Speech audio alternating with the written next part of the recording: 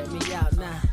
Return of the smooth operator. Shotty on repeat. I say sleep later. This another favor. Consider me your neighbor. Lost a lot of fam in pursuit of the paper. She gon' catch the vapors when we slide by.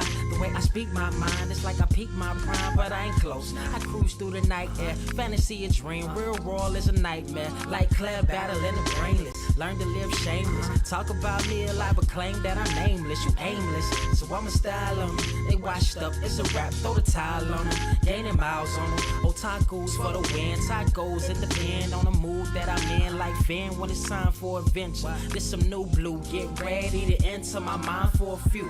Come and take a ride with the crew. I'ma show you how to recoup days lost when you vibe with the blue. Come vibe with the blue. Yeah. About time to regroup. Fly, got my eyes on the view. Never hear lies, only truth. Realize why they vibe with the blue. Vibe with the blue. Vibe with the blue. Vibe with the blue. Vibe with the blue. Vibe with the blue. Vibe with the blue. Vibe with the blue. Vibe with the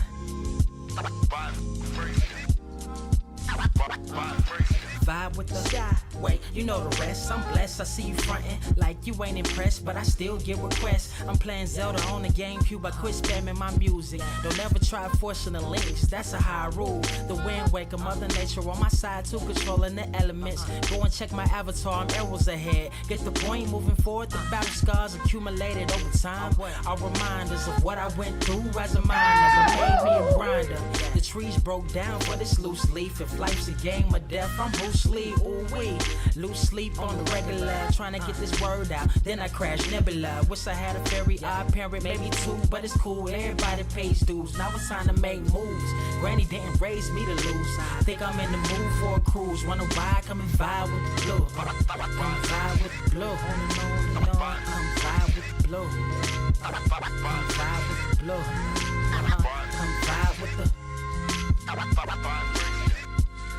Check this out, y'all. I'm back spazzing like the elderly worth of my cousin Beverly. Never swear away from the truth. Just ask Heather, be weather, be tripping, starting to control like our destiny. Always give you the best of me until the death of me. My weaponry is a paintbrush. Hush, don't tell my secret. They get a hold of it. If you leak it, get it. Hold on, it's cool. Got you covered though, look. But let me get back to that cool-ish, loose-ish. Why they still lying? They don't do this. Bad at board games, whole world clueless. Selling they soul for Roof Chris.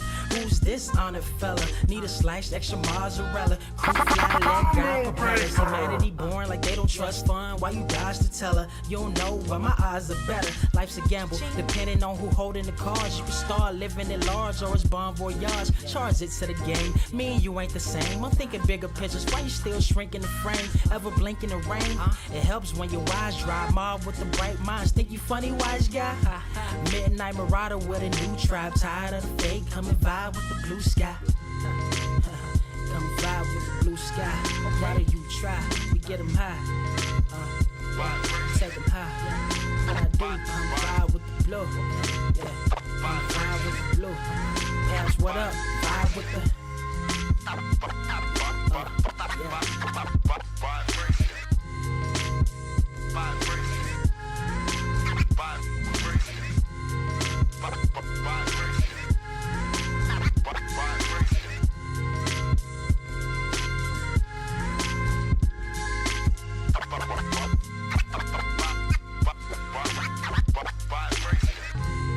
Motherfucker, are you out of your damn mind?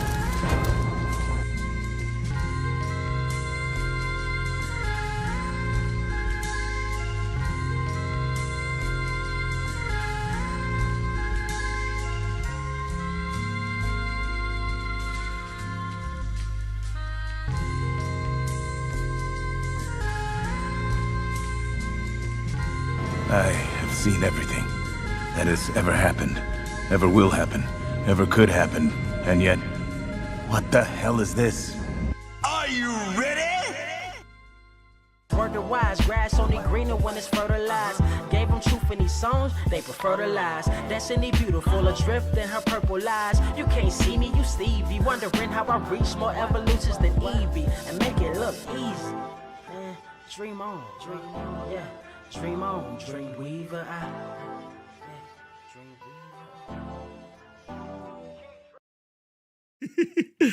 Oh, hey, you're not David Pepos. What is up, our mightiest subscribers? It's your boy, Ernie, the Blur Without Fear. Got the homie Carter presents. Welcome to episode 292 of the Blur Cave, the number one comic book news show on this or any other earth in the multiverse, which you can also find not just here on YouTube, but also you can find us on Spotify. You can find us on iHeartRadio, Google, Timbuktu, a bunch of other random and sundry stuff. I know I'm too tired for this shit today, so y'all got to bear with me on this one. Carter, how you doing? Blaze Faust is saying, good afternoon, all. Let me correct you real quick. It's 10:03 over here. Yeah, stop. I ain't up yet. Cut it out. Cut it out, dog. I'm good. You have not lied. I'm good. I have been in music mode since, just with the iPod back at full power. I've been just looking for music any and everywhere. I've even asked some people for recommendations, and some of them just had no good recommendations whatsoever. They know who they is. But other than that, man, they're gonna take that person. They don't fuck with them. Well, other than that, man, I just been reading, dog. Oh, I can show you. Oh, what you got? So this is something that I've been telling you all about. Just it was a Catwoman run that I told you all I really liked. Oh yeah. I don't think I talked to you about this though. I did. Yes, I did. Yeah, you did. Yeah, that's when I bought your Fatal. That's when I bought that. But I actually was able to find something else that is back in my possession. Genevieve Valentine's 12-issue run of Catwoman. $1 in there. Hey, I found several of these motherfuckers floating around recently. I'm like, where the fuck is it? Oh, bookmarks. But man, trading his books like a stripper. Yeah, this Catwoman run was actually the very first Catwoman thing I had ever read, because the Darwin Cook and Ed Brubaker shit was not readily available as it is now in them compact comics. So yeah, This is how I explained it to somebody else. If you liked Sophia Gigante, replace Sophia Gigante with Selena Calabrese. That's why I kept talking to you all about Rex Calabrese when Penguin brought him up, and it was so cool that he referenced Rex Calabrese, because this Catwoman run takes place. It falls out of Batman Eternal, where Rex Calabrese, we all find out that Selena Kyle is her dad. He puts her in charge of the Calabrese, and basically Selena runs the mob in Gotham. That shit, I really enjoyed it. Bruh. I actually found some people that don't like it because they said it's a good Selena story, but not a good Catwoman story. And just from the new 52 Catwoman, if you read it early on, when you could clearly tell this was just it was some fan servicey. It was done by Judd Winnick, and I was getting some Larson vibes. I ain't gonna hold you. But yeah, this Genevieve Valentine Catwoman run, I'm happy I got both of them. I actually got them in trade because I had them.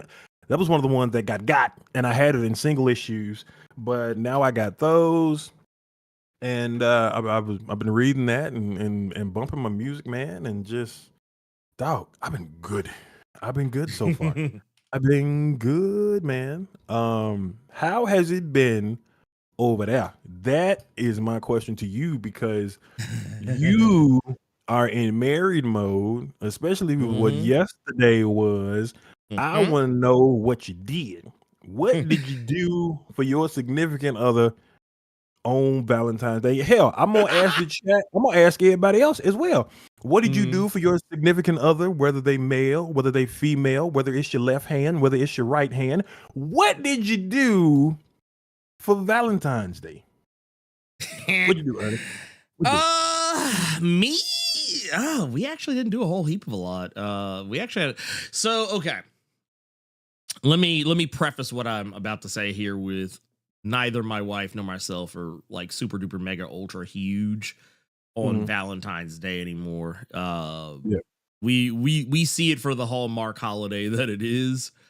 We still do stuff for it. We still celebrate it, but like we make a bigger deal out of like anniversary. Okay. You know, our anniversary stuff. That said, like we'll like the anniversary of our wedding and the anniversary of our first like getting together. We focus more on those. Valentine's Day is just a day like it may as well be Mother's Day. It's like we go out to dinner. Yeah. We might go see a movie. We might like go hang out in the park or something like that. But that's about it. So yesterday, what we did, since it was cold and raining, it was like actually chilly. We went to go see Captain America, like you do. And afterwards, because it was kind of sad because it was a little late. Yeah. So we were initially going to go out to eat, or at least that was what I wanted. I wanted to go out to eat first, then go see the movie. Yeah. That did not happen. So we went to go out to eat after the movie. So it was kind of late. So not a lot of shit was open. So we ended up going to Huey's, which actually turned out to be a not bad idea. I typically let me put it this way. I don't dislike Huey's. I used to work at Huey's when I was in high school. So like the prospect of eating at a Huey's is never high on my, and when I say I used to work at Huey's, I used to work in the kitchen at Huey's. So I know how all their shit is made, and I have PTSD still. Like I have PTSD from making onion rings and all kind of bullshit. Huey's for me, dog. Don't ruin Huey's for me. Don't tell me some shit about No, Huey's, it's not even anything like, oh, it's like the way they do shit is nasty. It's just that like I've done so. I've been in that. I've been in that kitchen. So so like I like everything they make. I'm just like every time I see their food, I have a flashback to when I used to work there. And I'm like, ooh. Well, like Shia LaBeouf from fucking Fury or something. God Man, damn. right? Well, let me see. We got some people one quick thing. Shoot. To keep it in the spirit. Okay. Keep it in the spurt. I picked up these. Hey, see, you got the variant joint that I wanted. That's the one I wanted. Well, they had it back on in stock. They got it back on in stock. Well, I couldn't see because now since you want to put yours up there, I'm gonna put mine up there. See, the Alex. Jesus Saiz is good. I'm not saying he ain't good, but like put yours back up. Put it back up. Yeah. Let me because I see, look how you disrespect it. See, that should be mine. Look how you disrespect it. Have you ever taken the cover off? Yes, I have. So check this out. That is why I think it's kind of funny that this was the cover they did too. So I got this one as well. Yeah. But yeah, like because it's both. Like it kind of goes like thing I was telling you before. Like I kind of wish they had like a Sam omnibus just by himself. Yeah. Not that I don't like the Steve Rogers cap that was also in here, but like it was one of those things. I was like, dude, Sam ain't got no omnibus by himself. Like they got to saddle that motherfucker. They said, no, you got to go with Steve. Ain't nobody buying this. Real quick. Is this gonna be another 3-hour cast where you never get to the topic? No, we're gonna get right to the topic, but this is gonna be another cast where you ain't in it. So deuces to that one. So yeah, I mean you be all right. You be all right. You be all right, big dog. So real quick. It is actually funny to see this from Mike Manhattan. He said thoughts on the Rick Remender run. We were actually talking about the Rick Remender run last week because you and me were going back and forth as to who won it. You remember when I told you? Yeah. So funny enough, I was looking at the Rick Remender run because that was one of the first books, fun fact, that I did not mind John Romita Jr.'s art because I had read Castaway in Dimension Z, which is all John Romita Jr. and Rick Remender writing. And I know a lot of people like it because, you know, all new Captain America, that's where it started, Rick Remender's run. So I haven't been able to read all of it, but I saw the Omni for it for a good price. And then I made the mistake of saying it out loud when I was on the phone with Ernie. And I immediately heard him doing the calculations of if he could get that motherfucker without getting yelled at. So yeah, I enjoyed the Remender run of what I read. That's probably next on my list, to be honest. Those would probably be the only Cap runs I get because I read a little bit of Brubaker's stuff, but not all of it. So I can't really give an opinion on that one. But yeah, Rick Remender's Cap run I enjoyed. It was just it had a lot going against it just because it was right after Brubaker's run with Cap and the Winter Soldier. So it was, and plus it's Remender, so he was gonna be out there any motherfucking way. Then you saw Castaway in Dimension Z, which was some sci-fi Cap shit, which nobody was expecting. So yeah, dude, I enjoyed it. I actually enjoyed it a lot. Yeah. You know, I will say this. You want to talk about some stuff that I've been enjoying lately. Yeah. You know what I think it is?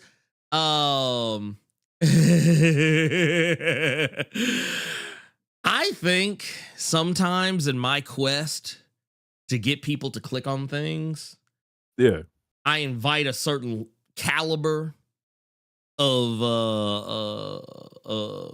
people, a certain smattering of people who normally would not show up.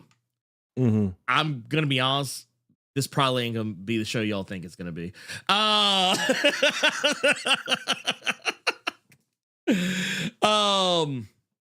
That said, man, you know what? Real quick. I have been on 10 this week. I've been on 10 this week, and you know, some of you may or may not have noticed you have gotten more videos from me this week than you're probably used to. I don't know what the fuck was wrong with me. I don't know why I did that. And because I think shit, y'all got, let's see, I'm going back and look at it now. 1, 2, 3, 4, 5, 6 if you include Patreon and channel member exclusive content. Yeah, y'all got a lot from me. And don't expect that shit ever again. Don't expect that shit ever again. We ain't ever doing that bullshit again. God damn it. My ass is tired. I'm tired. God damn it. Gavin, what's going on, Pip? Also, I gotta drop the bomb. Hold on.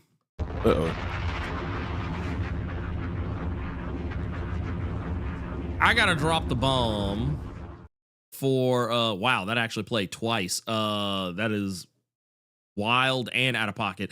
No, I gotta drop the bomb for Gavin. Gavin hooked your boy up. With some fire information. And apparently he owes you another follow-up email, by the way. What ooh. What Ebony and Ivory shenanigans are y'all plotting right now, dog? What the fuck is going on right now? To I guess unobfuscate a little bit. No, y'all know what I got going on over here. Y'all know I'm working on a little some comics. Some comics action, putting my money where my mouth is. And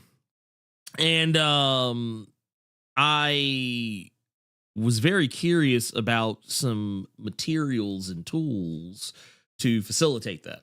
So, yeah, demystify. That's the word I was looking for. Demystify. Like I said, it's too early, man. Let's pull the curtain back just a little bit more. This is a double of coffee. Damn. My ass did not wake up until like maybe 30 minutes, prior to the show going live, which is not entirely unusual, but because it is storming and raining, I slept extra hard. Yeah. So I did like at one point, Cynthia walks into the bedroom because she's been up for hours, and I'm laying in the bed like halfway out of it. Yeah. Which is just wild when you consider the fact I am still connected to a CPAP machine. And I am holding my phone because I'm awake, but I'm not fully there. Mm-hmm. And I'm just like, and she's like 30 minutes till showtime. And I was like, I know, I'm getting up. Well, looking like Johnny Depp thought on Nosferatu or something. Right. Right. Speaking of, you've seen it, right? Nosferatu, not yet. Nah. Okay. Tonight, most likely. Okay. Yeah, I'm gonna see what you say about that movie. Yeah, I've seen the memes. Oh, shit! I haven't even seen the memes. I'm happy I haven't seen the memes. I just wanted. No. We ain't gonna talk about Nosferatu or Lily Depp's gigantic forehead. No, Ooh, this man. whole episode of the Blerd Cave is all about. I almost started singing A Whole New World, but I caught myself. This is all about Captain America. This is all about Sam Wilson's first swing at bat in a thrilling film, going toe to toe with somebody I would have hoped they would have kept to where you actually saw the movie. Even though some of y'all are gonna have the bad taste of that Evan Narcisse and Greg Pak Captain America issue in your mouth. We're gonna be talking about Captain America: Brave New World. I heard everything you said Thursday. I hear you loud and clear. But when you pulled that picture up of Evan Narcisse, and I saw how his shape was head. I saw how his head was shaped. I saw how his head was shaped. I say now that book makes sense. What do you mean, Carter? I'll tell you what I mean, audience. If you go back to Thursday's show of Nerds Culture, he pulls up an image of Greg Pak and Evan Narcisse. Some of y'all saw the shape of Evan Narcisse's head, and it reminded you of something. Because it reminded me of something. I guarantee you, all y'all got to do is Google an image of the leader. Now that Captain America book makes sense. Because it has a villain behind it. Because only a villain would think to do what he did on the last page of that second issue. It has a heinous individual behind the book. So now ain't he mad no more. Because now the book makes sense as to why it is the way it is. Because it's a villain behind the pen. It makes sense. But that ain't what we're here to discuss. We're here to talk about a good movie. We're here to talk about a good movie. Y'all know I'm about to get an email. Y'all know I'm probably about to get an email from Evan Narcisse now. Like, y'all about to get in trouble. Give him my email because I don't want you to have to feel the wrath for anything that you didn't even say. This is what Carter is saying. So please, Evan, you can have my email. And then when you feel like speaking your piece to me, and I just reply to your email with an image of the leader, and I say, like looking in the mirror, ain't it? This motherfucker. So, my God! All right, I'm done messing with people. We are here to talk about a movie and how we felt about the movie. Even though a lot of people are going to take your thumbnail as to what you felt about the movie, because I've had to shoot a lot of people in this chat that ain't never been in here before. Man, they see that thumbnail and they thinking one thing, not knowing that. See, you getting them like you get my ass with 4 or 5 different goddamn thumbnails for a video. Now you getting these degenerates coming here that's getting shot. So, how do we start this? I think all stories should start where they begin. Let's start with the tale. Let's start with the tale of what this, I think what this review is largely going to encompass, and that is addressing the elephant in the room. Okay. So we've got Captain America 4, Captain America Brave New World, Captain America, I think, what was the original title? Wasn't it like New World Order at first? It was New World So Order. yeah, Yep. it was Captain America, which I'm not gonna lie, man. I kind of wish they would have kept that title because, well, actually, with the benefit of hindsight, I kind of see why they switched it because, to be fair, New World Order would have implied a darker ending. Mhm. And darker overall themes. Brave New World does make a little more sense with the benefit of hindsight. But so this movie has gone through a lot of phases. I'll address some of the other stuff a little later in the talks. But basically, what we're looking at here is a Captain America movie that, in my opinion, has a lot of shades of I think a lot of people's favorite Captain America movie, in my opinion. I think it does. This movie has a lot of shades of Captain America: The Winter Soldier, and what I mean when I say that is it kind of leans more into the espionage. It leans into a lot more of kind of the spy thriller vibes. Only this movie leans a lot more into superhero shenanigans than even Captain America Winter Soldier. Because, like, I always tell people, like, if you look at Captain America Winter Soldier, that movie, if you actually, like, divorce it from its MCU iconography, could have quite literally been another. It could have been a Mission Impossible movie. It could have been a Jason Bourne movie. It could have been, like, especially considering that you had two characters, like two principal characters that weren't necessarily. I mean, they're quotey fingers super powered, but not like in any way that's like, oh, this motherfucker shooting lasers out his hand or out of his eyeballs or out of his ass crack. None like that. It's like just two dudes who are doing like typical action movie shit, jumping off of buildings, getting hit by cars, and then rolling over, and then getting up and running like Tom Cruise, that type of shit. That's what I kind of mean when I say that. This movie is kind of taking that, but also dialing it up to 11. It's what I would probably say is the best way. Like, we're gonna talk. So for those who, if this is your first time ever coming and checking out our channel and checking out the show, the Blerd Cave, and we talk about movies, the first half of this, we're actually not going to be talking about spoilers. So don't do that. If you do, you'll be banned. When we get to the spoiler section, trust me, I'll be the first person to let you know. Yeah. I will be the first person to let you know when we're in spoiler territory. But at this precise moment, we're not talking about any of that stuff. But the setup for this movie is pretty simple.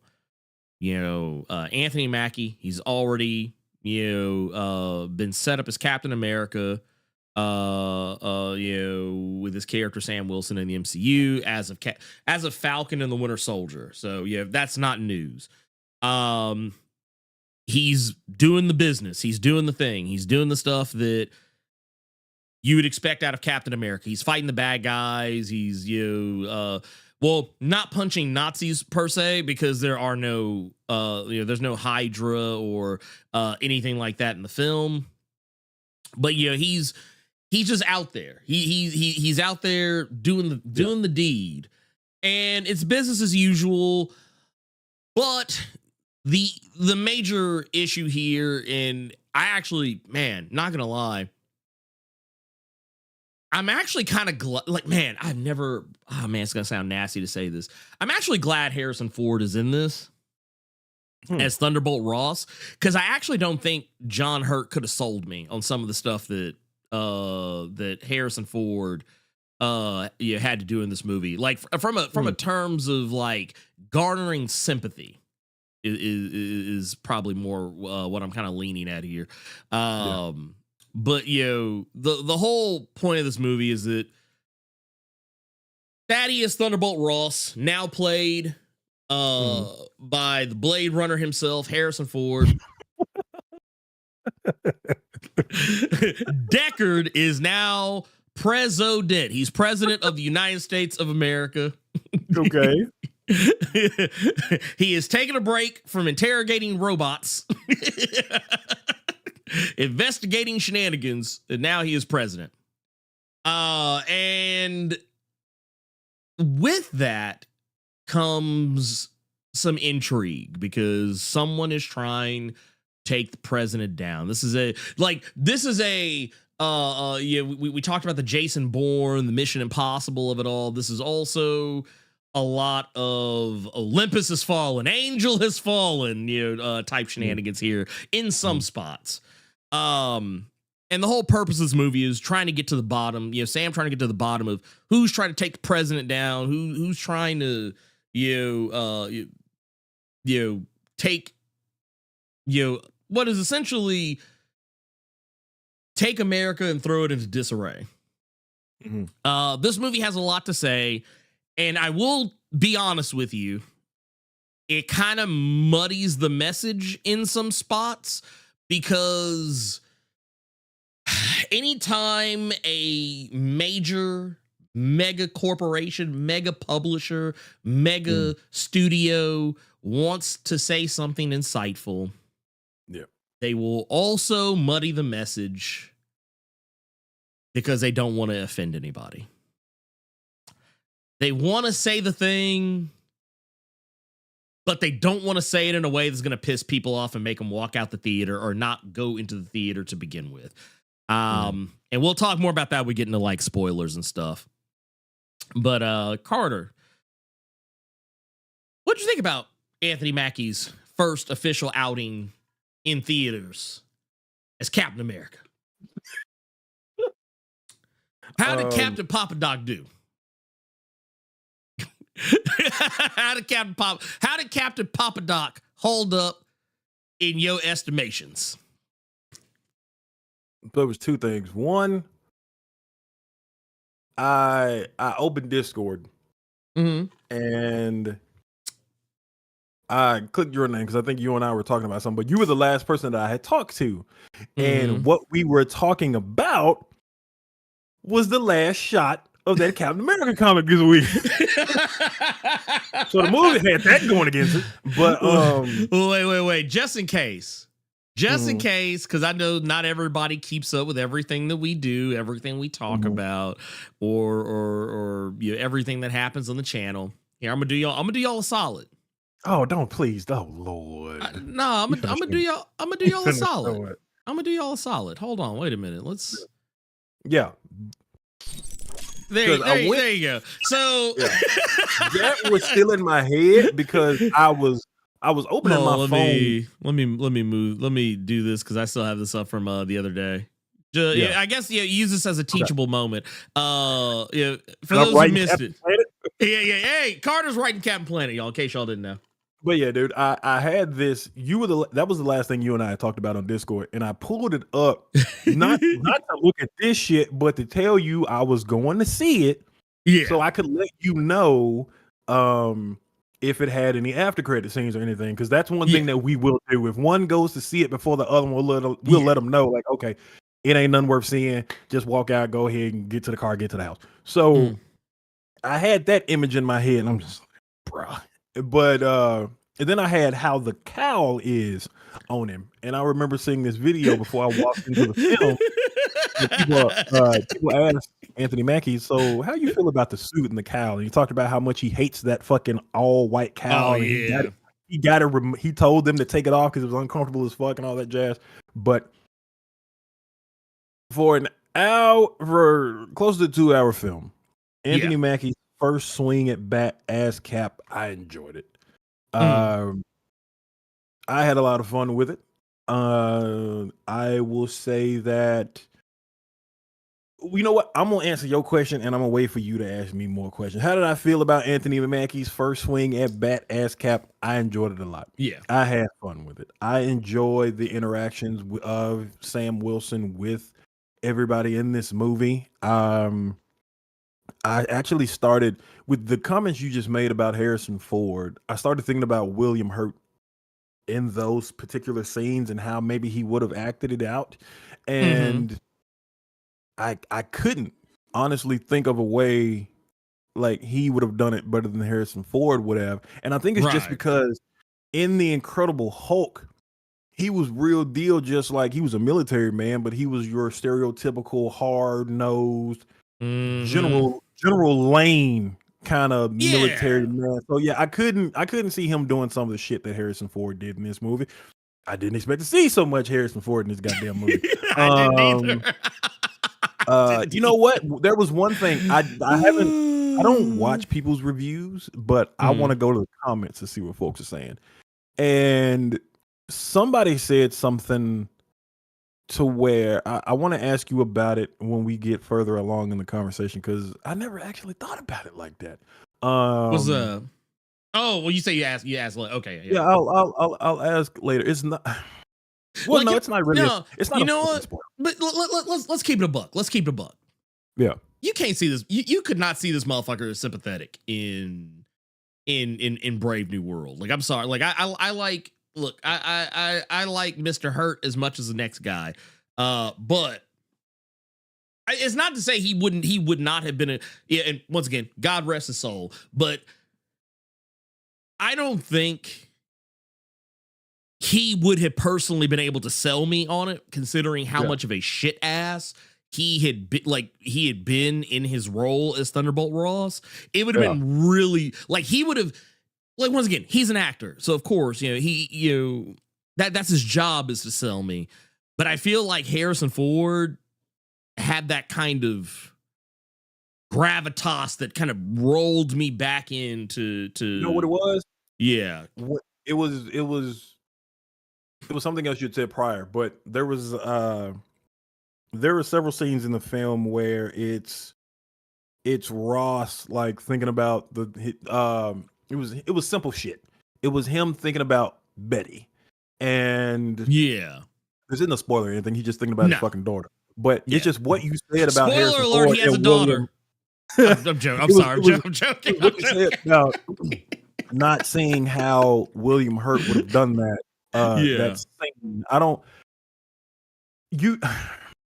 But yeah, I don't see how Hurt would have done that particular scene to where we kind of feel for him a little bit, so when was the last time you watched The Incredible Hulk? I want to say last week. So same. When I go back and watch that movie, and correct me if you think I'm wrong, even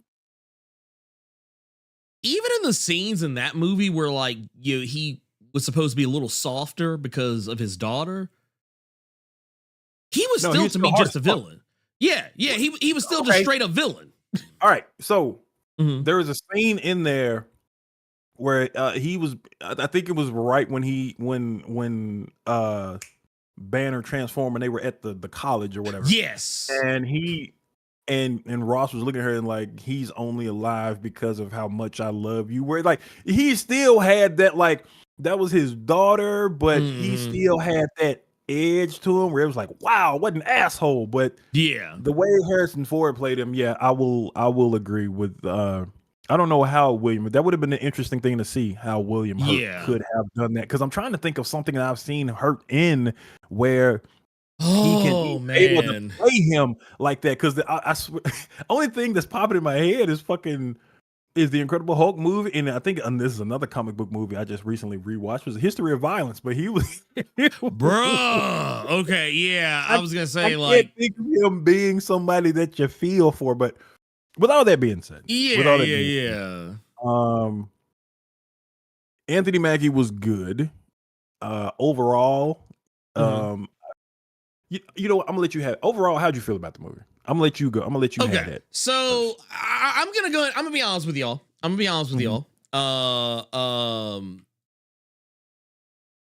I did not watch anyone's review. I didn't look at anyone's review, though. Like, obviously, like, some people's stuff that came up where, like, I think I mentioned this Thursday. Like, I kind of saw like a snippet of Black Gay Comic Geek's review. I didn't watch the whole thing because I kind of wanted to go in unmoored by other people's thoughts and feelings on it. I saw John Campia's, like, I saw like a title card for his, where yeah, he pretty much had a thumbs down and called it like mediocre or whatever. So I was like, okay, whatever. Okay, cool. All right. So like I've seen a lot of I've seen like the base level of a lot of people's negative reviews, but I haven't like gone all in and watched like the nuance of it. So I kind of went into it with you already kind of expecting a lot of people to be unmoved by it. Which is why I made the thumbnail the way I did. But for me personally, I had a good time with it. I walked into this movie. I was already excited to see it. I was already excited to see Anthony Mackie as Captain America. I was already excited to see, what he was going to bring to the table, because there are some things that come up in this movie that are, once again, reminders to why Sam is Captain America. Why he is the guy, why he is the dude, with the shield, wearing the stars and stripes. And I enjoyed it. I thought it was fun. It had a lot of good action in it. I was never bored. The characters, my wife said something. Cynthia said something. We were at dinner talking about it. It was one criticism that she had about it that kind of, because she'll be the first. She said she thought it was like a solid like 7 or 8 out of 10. That was the way she kind of. And I think by the time we got to the end of the night, she was like, actually, I give more of an 8 or a 9 out of 10. For me, I'm kind of about roughly in the latter boat of it. Like, I don't think it's the greatest Captain America movie that's ever been released. I still think Captain America: The Winter Soldier is the definitive Captain America movie. However, I also think that this one is not that far behind it. Like, if there's anything about it that would make me not like put it on equal footing with Captain America: The Winter Soldier, it's actually the third act of the movie, where I think things get a little sloppy and silly. Because once again, because we said earlier, or I said earlier, this is basically the Winter Soldier, just like this is Winter Soldier 2.0, but it starts getting superhero shenanigans. Pretty much the entire movie is Winter Soldier, just from a different angle, different perspectives. Sam playing cat and mouse with a shadowy villain, which I'm not okay. First off, I'm not gonna bullshit you. It's the leader. I mean, we all knew it was a leader. That's not a secret. The motherfuckers in the trailers, for Christ's sakes. Tim Blake Nelson has been announced to be in the movie for over a year and a half. Yeah. We know this, but look, the surprise is what he looks like. By the time you get to it, which we'll save that for spoilers. But it's like, even the way that the leader is handled, and this is kind of where we get into some. I'll save it for spoilers. You'll save it? Okay. Yeah, okay. I'll say that for spoilers, because I have some opinions about how they did the leader, and right. but yeah, the long and short of it is, I think it's a good fun movie. I think that it is. I think that if you can go into this and get rid of all that outside noise about agenda or all the other random stuff that people are trying to say to try and diminish the film, if you get your fucking head around that, I think you're gonna be fine. I think that at the end of the day, I think that it just is really important that people not get too caught up in trying to have that narrative of, oh, can this save the MCU? Or get out of that narrative of, ooh, is this the best MCU movie ever? Is this the worst MCU movie ever? Oh my God, is the MCU mediocre now? Like, can we get out of that stupid frame of thinking? I keep saying it all the time. I'm gonna keep saying it forever. The MCU does not need to be saved. It's the MCU fans that need to be saved. And they need to be saved from themselves. So when it comes to me, like I said, I did enjoy this movie. I will also say that, and you all really got to let me before y'all freak out when I say this. I enjoyed the movie, but I also think the movie was very safe. And I give you completely that. completely understand why it was safe. Yes. So I'm not taking anything away from the movie for that reason, because I know why y'all did that, you know. So because they went that safe route, I had a lot of fun with it. I will also say that this is gonna sound Actually, real quick, I bad. just want to interject something. Please. When you please. talk about safe, Mhm. I wonder if we're thinking the same thing. Okay. Let me hear it. Are you thinking safe in terms of like the messaging and themes, or like safe in terms of like not trying to rock the boat too much and like doing anything new? Rock the boat. Okay, gotcha. Yeah. The messaging I think it's the other way, but we'll talk about that Okay. when we get into we'll talk about that when we get into spoilers though. We'll talk about that when we get into because honestly, I think it's a little bit of okay. I'm gonna keep it. I'm gonna keep it a band, but I'm pretty sure you're gonna have to save that one for spoilers. Because I think it's both, especially because of a certain message that a certain person says, and it's this person that say it. Yeah. So I do think it's both. But I will say I lean more into like y'all don't want to do too much, because then you're gonna have a bunch of people that seeing that a movie was trying to be like this, and then seeing it, and now they trying to do all this to try to get people back in the So I completely get why it was safe. Another thing that I will say about it is some of the minds that were behind this film were the minds that did the show. Falcon and the Winter Soldier. Correct. And this is gonna get me in trouble, because I feel like I'm finna have to keep saying I really enjoyed the movie. I will watch this again, but 100%. With the minds that were behind the show, behind this movie, it almost to me felt like just a feature length show almost. It felt like a show to me. It felt like we just did a Captain America season 2 Falcon the Winter Soldier. Yes. Or like, okay. It felt to me like, okay, like, remember when everybody was getting told that Disney Plus is going to do all these Marvel shows? They're going to be big budget Marvel shows. They're going to be damn near just as close as the films. Everybody was getting excited about. That's what the movie feel like to me. Can I also throw some in there? You saying that you just opened up. I don't know if you realize this. You just opened up a whole new thought process in me. Okay. I actually feel like, man, this okay. Let me amend my review. I still think the movie is fun as fuck. I still love it a lot. I think this might have been better as a show.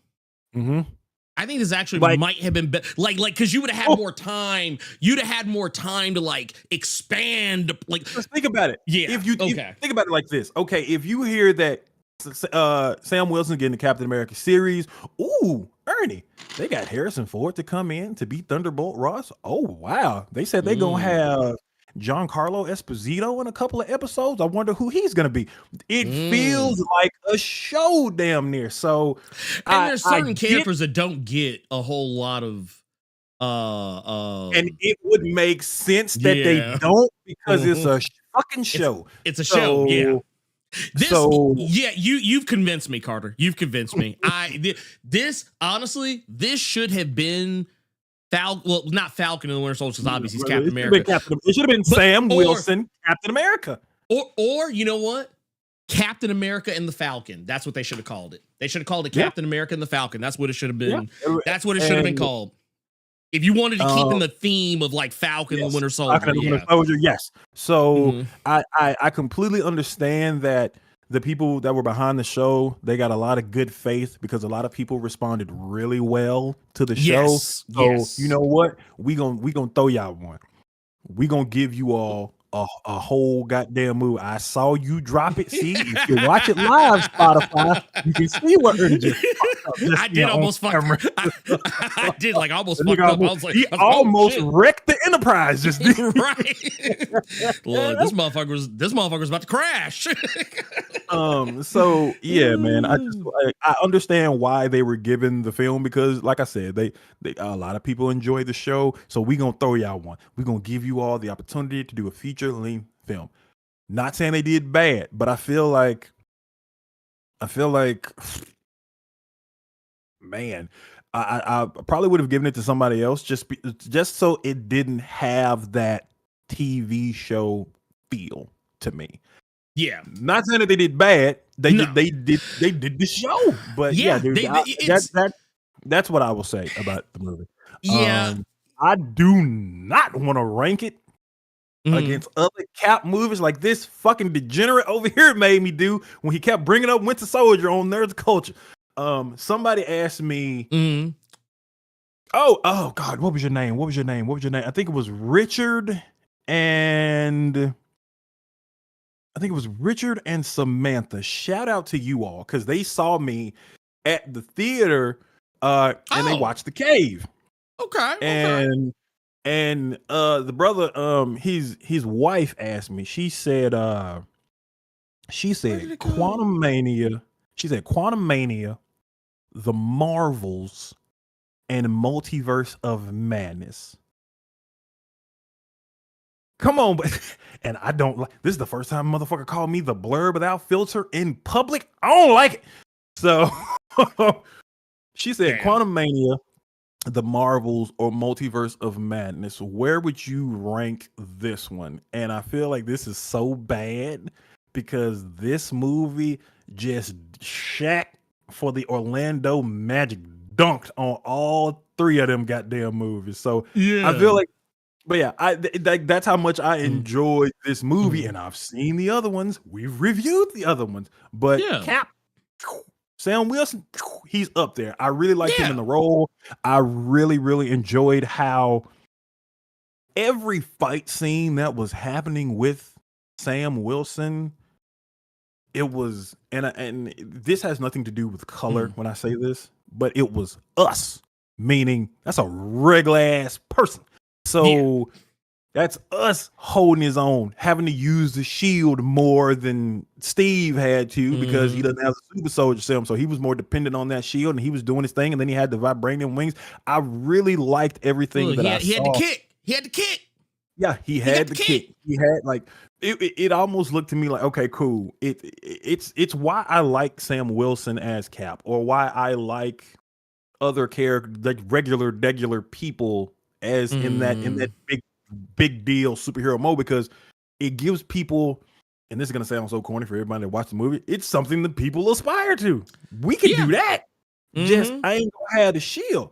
I'm gonna hit you with something, but I could be that person. I like that facet of the film with Sam Wilson Cap, but just encompassing everything I said. Yeah, it just that's how I feel about it. That's how I also like that they showed multiple moments where like he didn't have the shield and he was still whooping ass.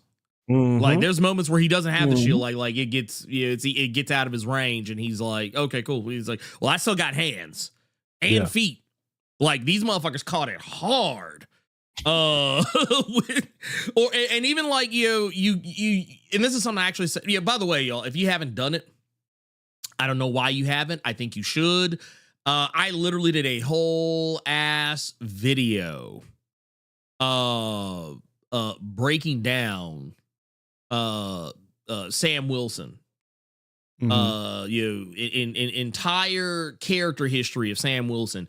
Go check it out, because I actually talk about this, and like a lot of people forget Sam is trained personally by Captain America. Like Captain America, like matter of fact, and I'm not talking about, oh, this is some woke shit that they did back when like back when he first became Cap some years ago. No. If you go back to Sam Wilson's first appearance, he trained with Captain America in his not his first appearance, but his second ever appearance. The comic immediately afterwards. Who cares, Ernie? It should have went to Bucky. Who cares? Even though Sam gave it to him and wanted him to do it, even though when Bucky got it, he didn't fucking want it. He didn't want it. Let's keep the buck, man. Somebody in the chat. I can't find it now, but it's like, oh God, I want to find it. I really want to find it. He didn't have the serum, and it makes Sam a goal for people to attain, but we know the real reason they don't want to beat Sam. Now that we got that part out of the way, because I think that was the real cool part, because I was really in the third act when we get to the fight scene that we saw in the trailer. I won't spoil for people who haven't, because there was somebody in the chat that didn't even know the leader was fucking in it because he didn't watch the trailer. But when we got to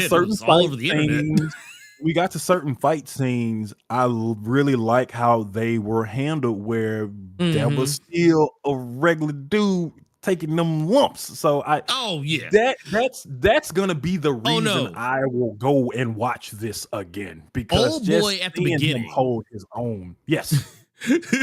Old boy at the beginning was putting his foot in Sam's ass. I know it was you, Elite. That's why I scrolled up and found it. I can read. Never mind. But yeah, like even that, honestly, that's probably why I would sit down and rewatch this again, just because I really enjoy the Sam Wilson of it all. 100%.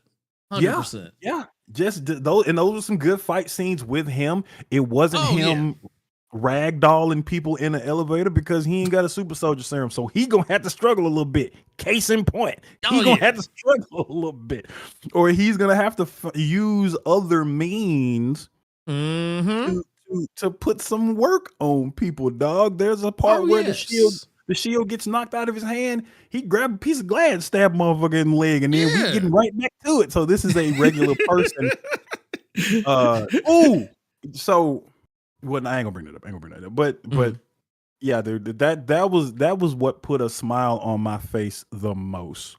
That like, even he knows that this is a uphill battle, but I'm here and I'm doing it. So which goes back, I just made it full circle, which goes back to the show where I'm gonna fight for it. He told Isaiah Bradley, I'm gonna fight for it. So yeah, dude, I like it.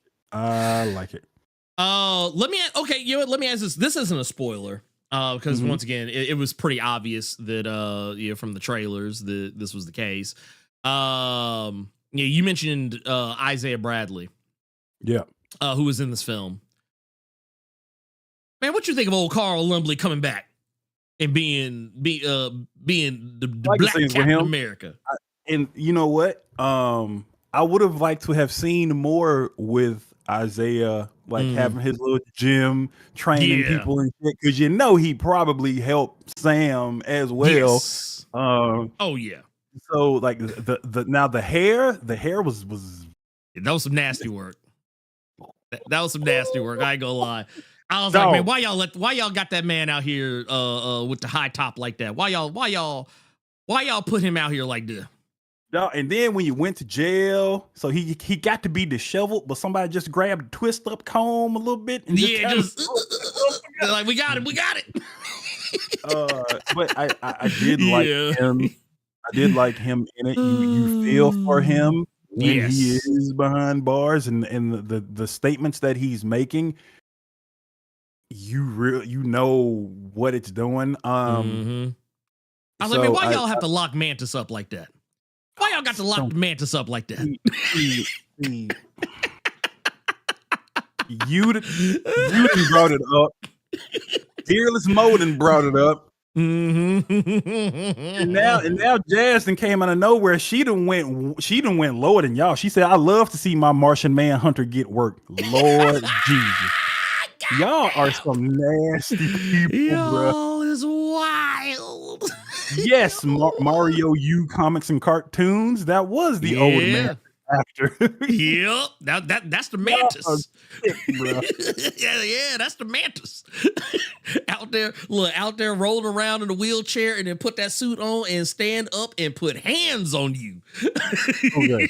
And Mailman, I will respectfully disagree. I personally don't care for the concept of mantles. I don't care for Bucky getting it. Don't care for Sam getting it. Don't care for Dick Grayson or any other Robin becoming Batman. You lost me right there because Dick Grayson, Batman, Grant Morrison was doing his thing with that book. So I'm going to ask you to respectfully, because you didn't say anything just super out of pocket. No. Respectfully tell you, Mailman, to sit your ass down. That's all I'm saying. No, because I like Dick. I like Dick as Batman. He was great. Sorry, I mean, yeah, pause or whatever the fuck, but yeah, hey, we're in 2025. We ain't doing that. You ain't doing that. We ain't doing that. We ain't doing Look, that. I tell you what, just for old time's sake, I will hit the danger. But no, look at Isaiah looking at you for making that goddamn. He's like, look, that motherfucker, like, man. See, you know what? You know what? I'm not gonna hold you. I feel like Isaiah, like, man, give me my shit back. He's like, get so sick of you pulling that damn clip off. Isaiah look at me like, he's like, man. But no, Dick Grayson as Batman is no, I gotta see Nunu one more time in this goddamn Blerd tape. I swear to God. But no. For real though, Dick Grayson as Batman, I actually thought, like, honestly, it made me upset that the new 52 came when it did. Because I kind of feel that fucked us on Dick Grayson as Batman. Because like I was like, dude, this is the logical progression. It's the logical progression. Like that, do you know the balls it would have taken? The brass balls it would have taken for DC to make Dick Grayson Batman and let that shit stick for like maybe 10 or 15 years, like what they did with 10 or 15, dude. Well, shit. Do you remember how long they did it for Flash? Because a lot of people forget. You gotta put me on game with that because I was not a big Flash guy. How long did they go with Flash? So here, let me put us back. So Barry Allen. Barry Allen went to the Shadow Realm back in like 1980. Was it 5 or 6? Okay. That was Wally that was out there all them years. Like back when if you read any Flash comics, like after I think I like I said, I might be getting my dates wrong. It was maybe 1984, 85, 86, something like that. That was Wally West. Yeah, Jasmine. Jasmine's right here, 20 years. It was 20 years of Wally West. And here's the thing. A lot of the shit that people give Barry Allen credit for, Wally was the one that was actually doing it. Like everybody's all like, oh man, Barry. No. It was Wally. Wally was the one that was out here. Now, Gillismo, actually, I do know that. Yeah. Everything you know about the Flash, it was Wally. That I do know. Yes. And that caught me off guard. I never knew that was a thing. It was like, wow. Oh, okay. Yes. No. Like, and that's the thing. Like, every time, like, whenever I would see these, like, don't get me wrong. I like Barry Allen. I like him as much. And you know what? There is no line, in DC Comics to me that is more iconic than my name is Barry Allen and I'm the fastest man alive. Like, that shit hits. But here's the thing. Man, Wally faster than you, big time. You got to retire that line, Barry. Wally got you. Wally got your number, pimp. Wally got your number. Matter of fact, no. Wait, right here. Who just said it? Who just said it here in the chat? Who just said it here? It was Gearless. Even in the animation, Justice League, it was Wally. And somebody else said it behind him. People like Wally because that was their childhood Flash. Which and here's the thing. I'm gonna throw y'all one better. Y'all remember that ugly ass Justice League of America TV movie that they made? No. Okay. Don't you go looking for no goddamn clip, boy. I swear to God. he's like he knew I was going for it. He knew I was going Don't do for it. it. But Don't do no, it. so this right here, this version of Flash. Yeah, I had to. I had to do it, Carter. I had to do it. Is that Adam Shafani? You ain't shit. But no, in all seriousness, even though this version of Flash is called Barry Allen, Yeah. his story in this movie is actually more like Wally's, like his personality, the way he acts, everything he does, it's Wally. So yeah, I will say this movie, it is some hot garbage. It is hot. Like I know y'all will see this shot right here, be like, oh man, Mike, this might have been something. But then you see Martian Manhunter, you like, oh Lord, no y'all didn't. No, y'all didn't do Martian Manhunter and Adam like this. Cut it off, bro. He's like, no, y'all didn't do it like that. No, y'all didn't do it.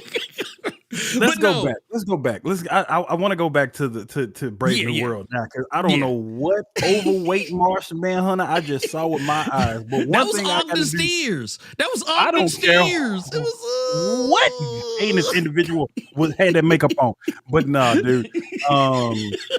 Did you see Fire and Ice? Did you see Fire and Ice in the background? I want to talk about Brave New World. Let's get back to that point. Let's get back to that, because I saw somebody. God. I'm sorry, y'all. I'm sorry, y'all. I didn't mean to derail us. I got to put him in a hole real quick, just because that boy said, "Where is it? Here we go." Some motherfucker said that since they're not doing any justice to the Hulks, why don't they just do the Black Hulks next? If the only movie that was out was Infinity War and Endgame, you had some room with that little argument and that little statement you just made. This one, that was what we saw from Red Hulk. I didn't mind it. I enjoyed it. I thought it was fine. But for you to actually fix your arthritic ass fingers to say they need to do Tyrone Cash, but then you tried to get back in Ernie's good graces and talk about you'll probably just say it was some DEI shit. No. I don't ever want to see this Negro in the MCU. I don't ever want to see. I don't ever want to see this Negro in the MCU. No. Look, I know there's some people out there who like Tyrone Cash, and here's the thing. I'll be honest with you. If you like Tyrone Cash, that's on you. That's cool. But just know, I will judge you. Just know you will be judged. He tried to clean it up. I wish I could find it, but I think the chat's gone now. Damn it. I hate you too. Wait, what was it? He was saying that they need to. Okay, here we go. He said that they need to just bring the Black Hulk back. But they do a Black Hulk. If they do a Black Hulk now, it would just be called DEI, because the typical fan don't read or know. And try to get your comment on the Nerds of Culture episode. No, motherfucker. I mean, they ain't wrong. Yuck. They're not wrong. But I'll just say this. I'll just say, yeah, just to no. Oh goddamn! No, you lost that argument with Tyrone Cash. Lost the argument right there, dude. One day I'm gonna do a video about Tyrone Cash, but I mean, just because I'd have to talk my shit. It wouldn't be like let's celebrate this shit. Like, honestly, you know how there's people out there who get mad about the Brown Bomber? Yeah. Like, even though technically the Brown Bomber was a joke, like it wasn't meant to be taken seriously. Like, it was Dwayne McDuffie, like shitting on the idea of how black superheroes were written in comparison to white superheroes, and how problematic comics, and actually a nod to something that was that I can't remember if it was DC or Marvel, but one of them had actually tried to do. Mm-hmm. People got mad about that shit, but love Tyrone Cash. You know what's crazy? You keep pulling up that same pic of Tyrone Cash, and then I want to move on after you pull that pic up one more time because there's one thing people don't even know. People just see that image. Oh, it's about this one. People will see that image and like, what the fuck? That's the Hulk. Here's a fun fact about that particular shot. That brother, that's the Hulk. Yeah. Yeah. He don't Hulk out and then look totally different from that. No, he was a skinny fucking scientist that when he hulks out, that's what he looked like. Yeah, that's what he turned into. He don't turn green. He just become a he go from being a little Negro to a big ass Negro. Yeah. But okay. Now we can move. But Somebody said we still missing Gray Hulk / Mr. Fix-It in the MCU. Honestly, because I am not a fan of Mark Ruffalo's portrayal as Hulk, and with what they have been doing with Hulk, just going off of the recent movies, the She-Hulk series with Scar, I don't think we are ever going to get and this is just me. Yeah. I don't think we're ever going to get a good rendition of Hulk with Mark Ruffalo being Bruce Banner. Ooh. Sorry. Damn. Sorry. Man. He said it, y'all. He said it. Sorry. He said the thing. He said it. This is me saying this. No, I'm not hating on you. I'm not hating on you. No. I'm not saying you because I don't want anybody else to say, well, you know, Blerd said on the Blerd case because you know they think you and me are just two motherfucking entities. We like that Doctor Who shit. You pull me out of you and some shit. I regenerate into you, you regenerate into me. I don't think Mr. 13 going on 30. I don't think Mr. Zodiac himself is a good Bruce Banner. So if we got a Gray Hulk, Mr. Fix-It with Mark Ruffalo behind it, I'm good. I'll put it like this. I'll put it like this. I would like to see.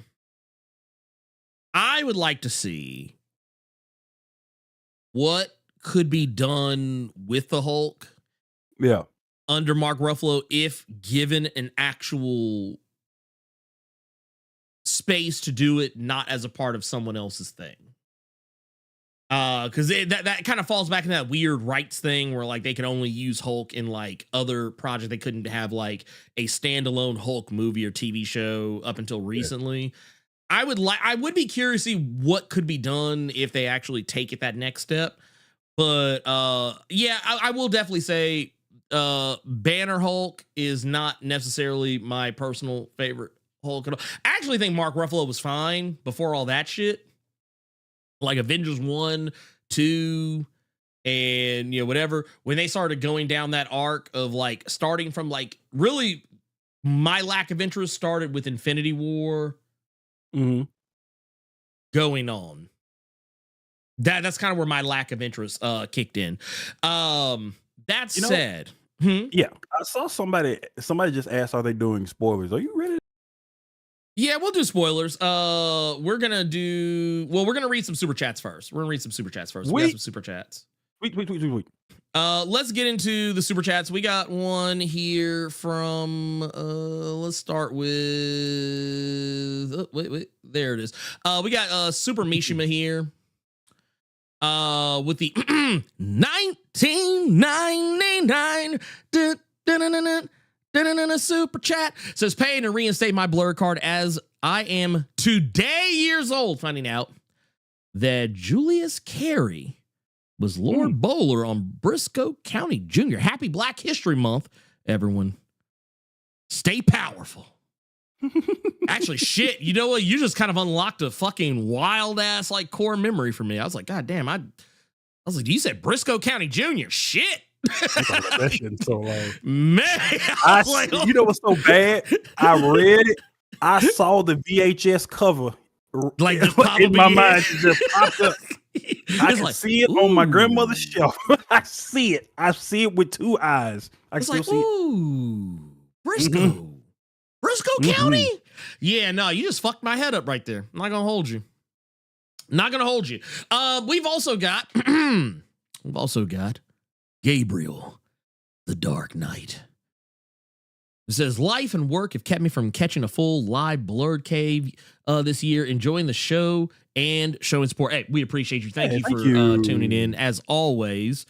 Like, dude, and man, you know how you know, like when people say like, you know, when you listen to like a radio show or like a podcast or something, they do like call in something or like questions. Someone says, "Oh yeah, man, like first time, long time, da da da da da, this, that, third, yada yada yada." Like Gabriel the Dark Knight can't even say that. Gabriel will be out here like 80th time, long time, or 200 time, long time. Like that's what Gabriel gets to say, because Gabriel's been out here for a long time, like supporting the show. Like just it's you love to see that type of stuff. You love to see that type of stuff because it lets you know that people just love what you do. That said, thank you for that. Oh wait, hold, let me get some water. Let me get some water because I was a little parched earlier. Jesus Christ. I'm sorry, y'all. I'm sorry. Water before he sing this shit. Okay. I'm sorry. I gotta get a sip. But thank you, Gabriel, for that. 1999 super chat. We've also got Gokon Shuri's baby's father's guys with back to back super chats. Says, but the first one says, Sam on the phone with Shuri right now. Hey sis, I need a Hulk Buster. Man, look. He need you want to call in for the Wakanda variant because the Tony Stark variants never fucking work. You got to call in for that other one. We have also got another one who says, this Ninja Sam rode a missile into the ocean. I mean, he is just a regular man. He ain't Tony Stark that can do it into another goddamn dimension. He ain't got right. He ain't got that. He ain't got that. We also got I am Gregor D who gifted the 5. He is constantly gifting them damn near every Blerd cave. Dude, for real. Like, gonna make sure everybody is eating for man. Real. Where were you when I needed my plate for like a 3-year fucking stretch? Like, where were you at? I mean, 1, 2, 3, 4, 5, 6, 7, 8 Blerd without fear memberships in the bank account. Thank you, I am Brady. Always appreciated. What's this next one here? We got one here. Some in the chat while you reading these. Right. We got another one here. This is the is this the Pokey Kid or because I want to say the Poke Kid. This is the Pokey Kid is in the Pokemans. Is in the Pokemans. The Pokey Kid with the $10 over on the Streamlabs side. Which, by the way, y'all, we usually keep the link to it pinned to the top of the chat on both YouTube and Twitch. If you want to support the channel in a way where 100% of the money comes to us, by all means, hook us up. We appreciate it. But any way you can support, we appreciate. But that one is a really awesome way to do it. We have got 10 from the Pokey Kid. Says, honestly, the action of this movie made me want a video game based on this Captain America more than the other we are getting. Flying action, especially. You know what, Carter? Let me ask you a question. Let me ask you a question because I'm curious how you feel about this. I was kind of in of a similar thought process. What's that? Thinking about comic book related video games and things of that nature. I was reminded of something I really enjoyed. And I hate that it became what it became. I know it's an ugly thing to say. I know it's a dirty word, but I actually really enjoyed that Marvel Avengers game. So long as you left out the online, like, live service components of it. Like, I actually enjoyed it a lot.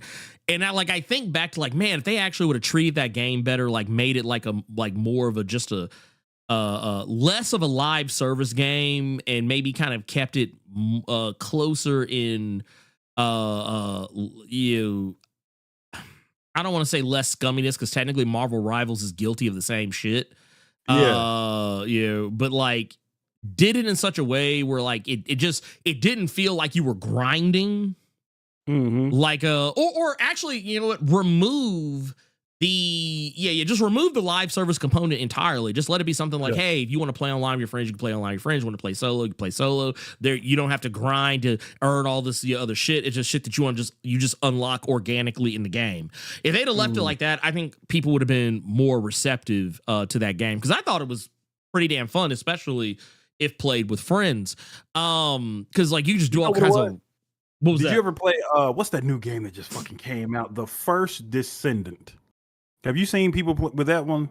No, I have not. I know the game. I haven't watched anybody play it though.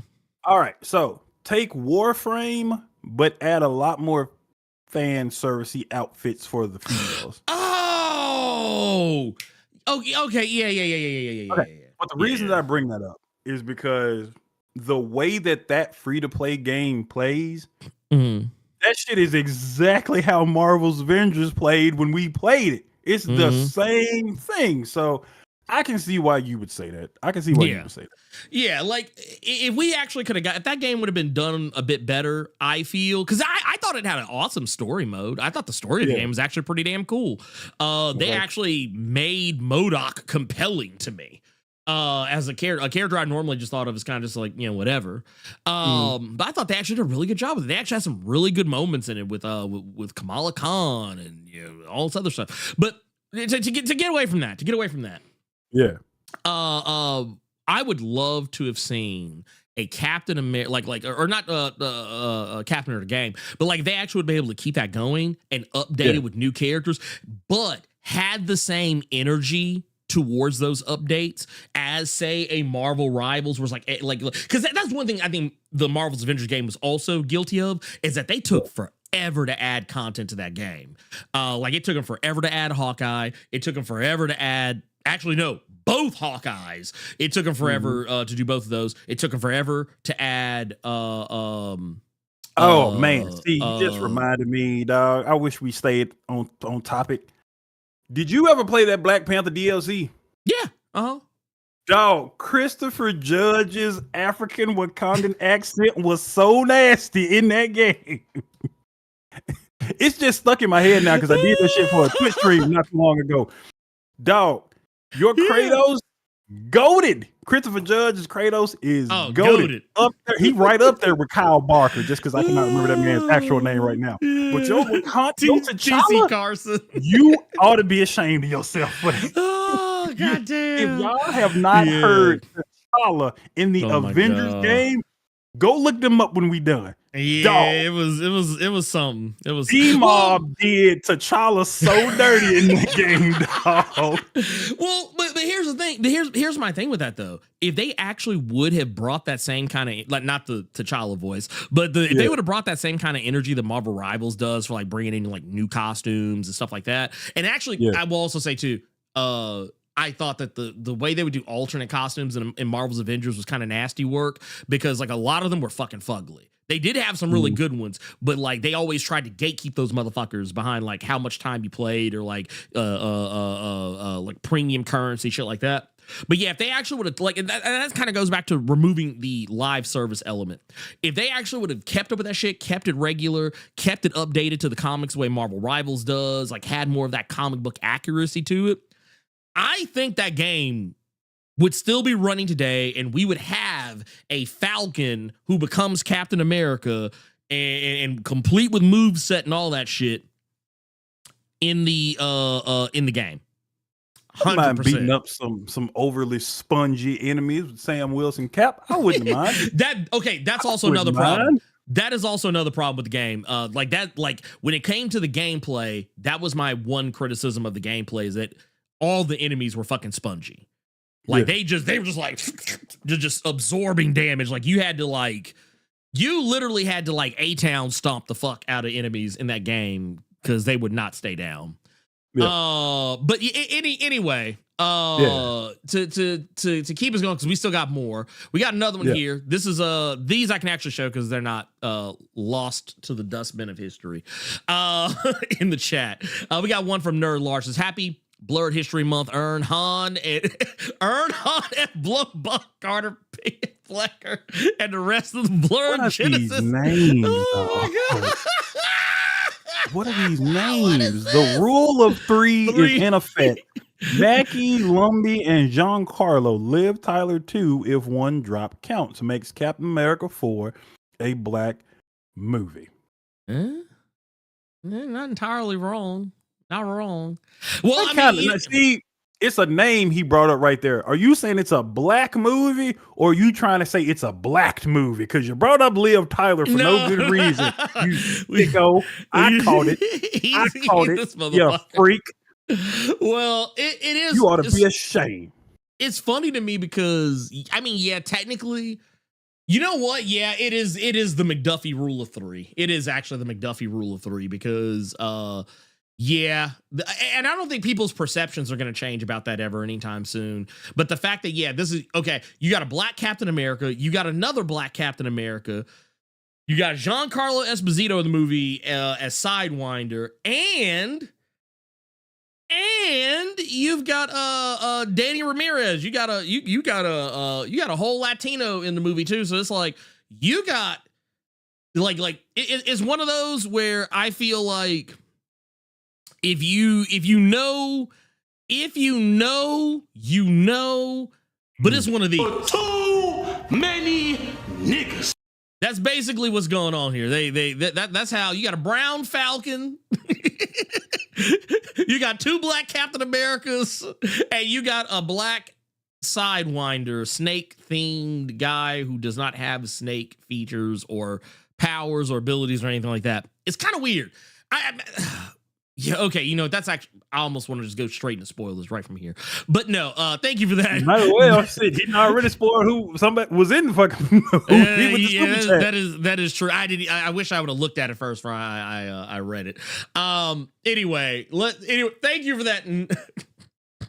Look, can't even get the song out. I thought I had it. Anyway, thank you.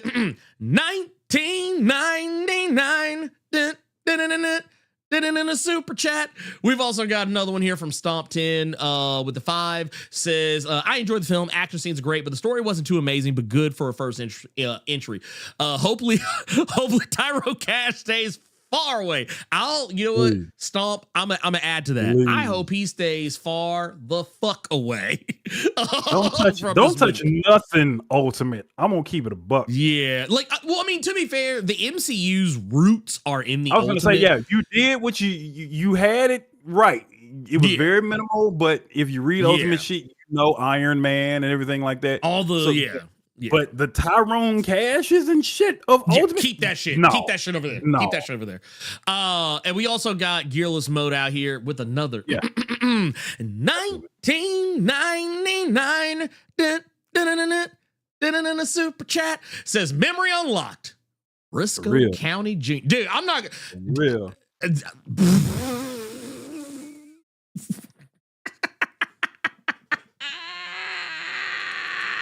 So I thought this was funny. I actually thought this was kind of funny because, like, you think about you think about the things that, like, you think about some of the things that pop up in your day to day, like the things that you see in movies, TV shows, things of that nature. And I'll be the first one to tell you, it fucked my whole head up. The day I saw the Shogun of Harlem. The day I saw the Shogun of Harlem in Briscoe County Junior. Because every time I just kept looking at it, I was like, say it. Say it. Say the line. Say the line. Say it, goddammit. I bet if you actually, like, I don't know, if you walked to that motherfucker and just be like, hey, say the line, motherfucker, just hit you with the Nigga, please. Anyway, carrying on. Let's get into spoilers. Yes. Yep. Okay, so one thing I immediately want to address, and it's actually to do with Sidewinder. Actually, not just Sidewinder, the leader, really a lot of characters. There's actually quite a few characters I feel kind of fall into this. We were already kind of talking about Sidewinder, so let's just start with with Sidewinder. Mm-hmm. I feel like Go ahead. Oh, You no, feel I like was gonna say, Sidewinder? I like Giancarlo Esposito. I love to see him get the bag, but I'm not gonna lie. I feel like he did not need to be in this movie. I feel like he was like, he's just there. He's just there. It goes back to, if this was a TV show and he just pop up, you wouldn't feel as tight as you do about it. Yeah, but this is the lead. 100%. This is Sidewinder, Mr. Three Scenes himself, because that's all he had in the movie. Wait a minute. Can I also just point out, just to kind of, because normally, when we do these things too, we talk about like our predictions and shit like this. I gotta say, I kind of slick called this shit. Because I think I said, Serpent Society, obviously they, not I mean, they plot wise, yes, they are a major part of the movie because technically they're a means to make shit pop off. Like, but they're not like, you're not seeing them the whole time. No. Also, he's Mr. Three Scenes for a reason, Ernie. Yeah, Mr. Three Scenes. Like, that motherfucker shows up for his scenes and he gets the fuck out of Dodge. That man said, look, I ain't got time. He's like, I'm grown, okay? Ooh, he's like, I'm grown. Can I ask you this? I want to ask you this, and I want to ask all of y'all that watched it. Because somebody else asked me how Giancarlo was in this movie. Yeah.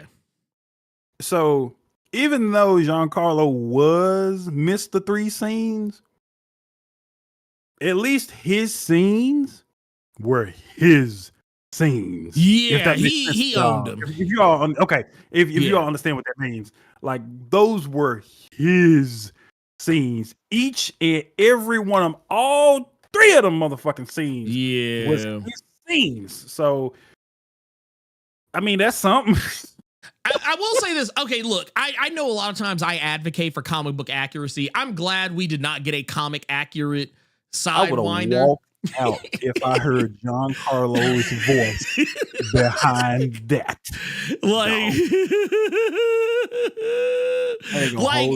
I got excited because I was actually really hoping we would get a legit Serpent Society, but I feel like a couple of things got in the way of that. One, they all look ridiculous.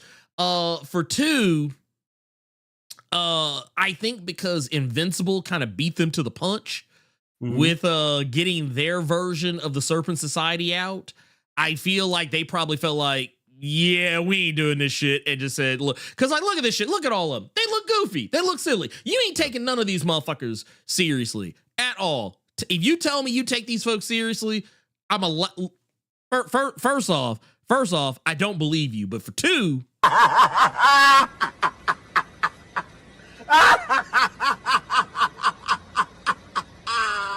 yeah, ain't no fucking way. Ain't no fucking way. The Lizard League done already ate y'all's lunch. So let's get that out of here first. So I'm almost okay with the fact that he wasn't a comic accurate Sidewinder, but yeah, he's barely in the movie, and he doesn't really need to be there. I gotta disagree with Inez in the chat. She said Marvel managed to fumble Giancarlo and Christian Bale. I don't want to say it was Marvel. It was the people that was behind these movies. Taika Waititi fumbled Christian Bale. Yeah, he did. Just like the creative that was people direction behind this movie fumbled Giancarlo. But if it was a TV show, it make more sense. It makes more sense. No, so, 100%. I won't blame Marvel. I'm gonna blame the motherfuckers that Marvel put on that thought that these choices were good choices. I feel what you're saying, but this wasn't Marvel. This was Taika Waititi and the people behind this movie.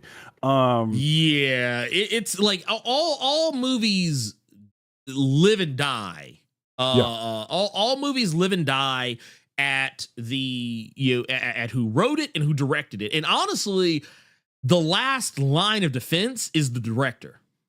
And a lot of times, like, okay, we actually talked about this, I think, before on Nerds of Culture, but talking about, like, and I don't expect everybody to have seen these, but you know how, like, you would always hear people say that Kristen Stewart was so bland as Bella in the Twilight movies, like she just didn't even seem like she was really there. Yeah. That wasn't her fault.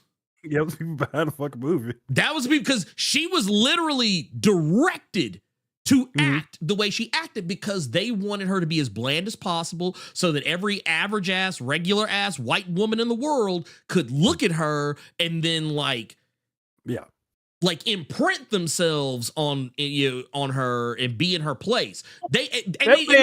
All you white women act like y'all are on sedatives because that's what she acted like in that goddamn movie. She was on muscle relaxers, Alka-Seltzer, and Theraflu. That's what that woman acted like she was on. She was dry. Wait a minute. Gavin said, Giancarlo hit me with a steel bathroom door once while I was trying to squeeze by and he was coming out of the bathroom. That man is a menace. Wait. You mean to tell me you let Dean Big Brother Almighty hit you with the steel bathroom door? Man, Look, well, I don't know, man. Look, he did he have the gamma rays with him? If the gamma rays were with him, then I'd have let it slide. I'd have let it slide. You said Gavin needed to put some more black faces in the background of them birds of prey shoes. I just want to know why ain't no brothers on the wall. But okay, back on point. But no, okay, back on point. So that's one. But this is a bit of, like I said, it's a bit of comic book inaccuracy. I'm gonna let slide. There's one that I think is actually, because of the type of universe we're in and just knowing how these things work, I still stand by it. I do find it weird that they didn't go with like actual bird person, but I get why they didn't do it. I get why they didn't do it because, like, they're trying to be less fantastical. However, I wonder about, we'll roll back to this one. We'll roll back to this one because there's a scene from the trailer that is not in this movie, and it makes me wonder, considering we heard the movie was going to be, the movie has been rewritten a couple of times. I mean, there was another scene that's plastered all over these goddamn trailers that wasn't even in the fucking movie with Sam and Ross. Which irked me when we got to that part. I didn't hear it. It pissed me off. Okay. Yeah, I know exactly which one you're talking about. Let me write that down so we can come back to it here in just a minute. But no, I get why they didn't do it. I will say I like Danny Ramirez as per usual, but I'm actually okay with this bit of comic book inaccuracy as well, because, like, honestly, there was so much going on in the movie that you would have had to slow the movie down to do, or it would have had to be set up somewhere else for it to work. You know what I'm saying? Like, I don't like, this is one of those where I'm kind of like, well, Falcon doesn't have bird powers. Like, he doesn't have avian telepathy, so of course they're not going to do actual bird person Joaquin Torres. So I was like, okay, that's fine, whatever. But then there's a character who is incredibly both comic accurate and inaccurate at the same time. I wonder if you go. And it's this motherfucker right here. It's this motherfucker right here. Okay, real quick. Go ahead, shoot. Because before we started, you were talking about how people act at the movies. And it's just this shot. Why did some motherfucker in my theater go, bro, is that Angstrom leaving? So fucking mad. No, he did. Bro, I choked on my fucking popcorn. No, he did. Man, bro, they whitewashed Angstrom leaving. But no, I will say this though. Gavin does point out something that I didn't, that I definitely think is kind of why I was willing to go this route. Yeah. Right here. As soon as they went with the ultimate version of Sam's origin, because I think for those who don't know, in the Ultimate Universe, Sam is ex-military. But like in the main 616, he's not even hinted at. Yeah, he worked at the VA. He worked at the VA. He's a counselor. Yeah, he's a counselor. He's a counselor and social worker. Or an ex-gangster / pimp named Snap Wilson, depending on who what version of that story you go with, which has been retconned. Just putting that out there. But yeah, I knew what time it was. I knew the writing was on the wall, but it also told me what was going to happen with this, and I'm actually a little bit disappointed. If there's like if there's any one major disappointment I have with this movie, it's the leader. Like, not from a narrative perspective. I think from a narrative perspective, he is set up very well. Mm-hmm. It's what he does, like the fact that he had to use music to hypnotize people. That's where I thought you were going with this. Okay, the way they did his mind control and shit. Yeah. I was like, he don't need that shit in the comics. He just do it. He just, all right, you done. You done. All right, you got it. Yep. Yeah, I said stop bringing up that Snap Wilson. Hey, look, y'all gonna respect. Look, y'all keep bullshitting. See, now you feel my pain every time that 1999 shit got to get sung. Sir G, eat that. Yeah, you hold that L, big dog. I hope he bring up Snap every goddamn Saturday for you. Hey, look. Let me keep it a buck with y'all. Y'all gonna put some respect. Don't he looking up the picture? That's y'all gonna put. Look, hey, you call him Snap. God damn it. You call me Snap. What pisses me off. Or you call me nothing at all, you dig? You jive tuckies.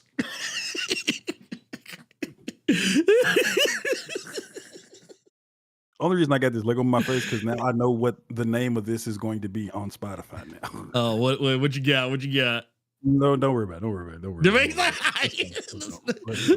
is it gonna be? Snap Wilson or Captain America, a Brave New Snap? I'm sorry, y'all. I'm sorry. But no, yeah. To get back to it, the leader, I felt like I need Marvel to stop pretending like we're all stupid. How so? Marvel keeps acting like they're afraid to make a comic book movie sometimes. Like for a company that is so well known for making comic book movies, I feel like sometimes they forget that they make comic book movies.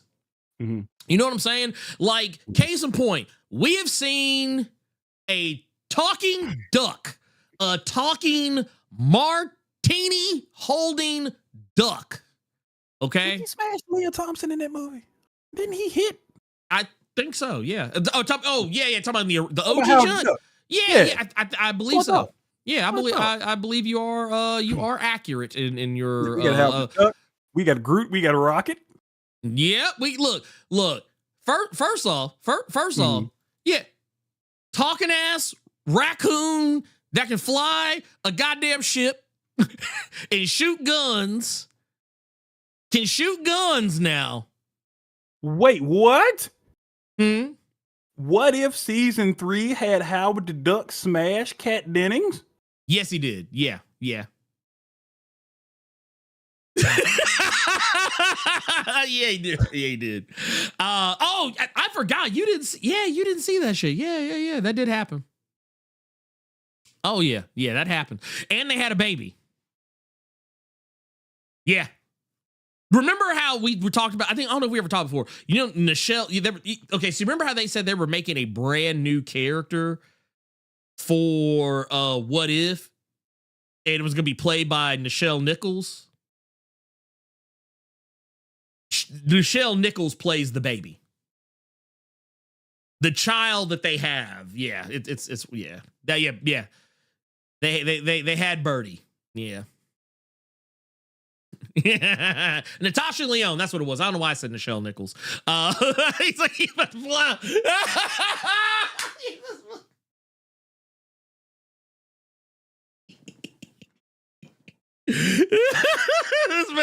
This man about to lose it. Let's move on. He's like, he is.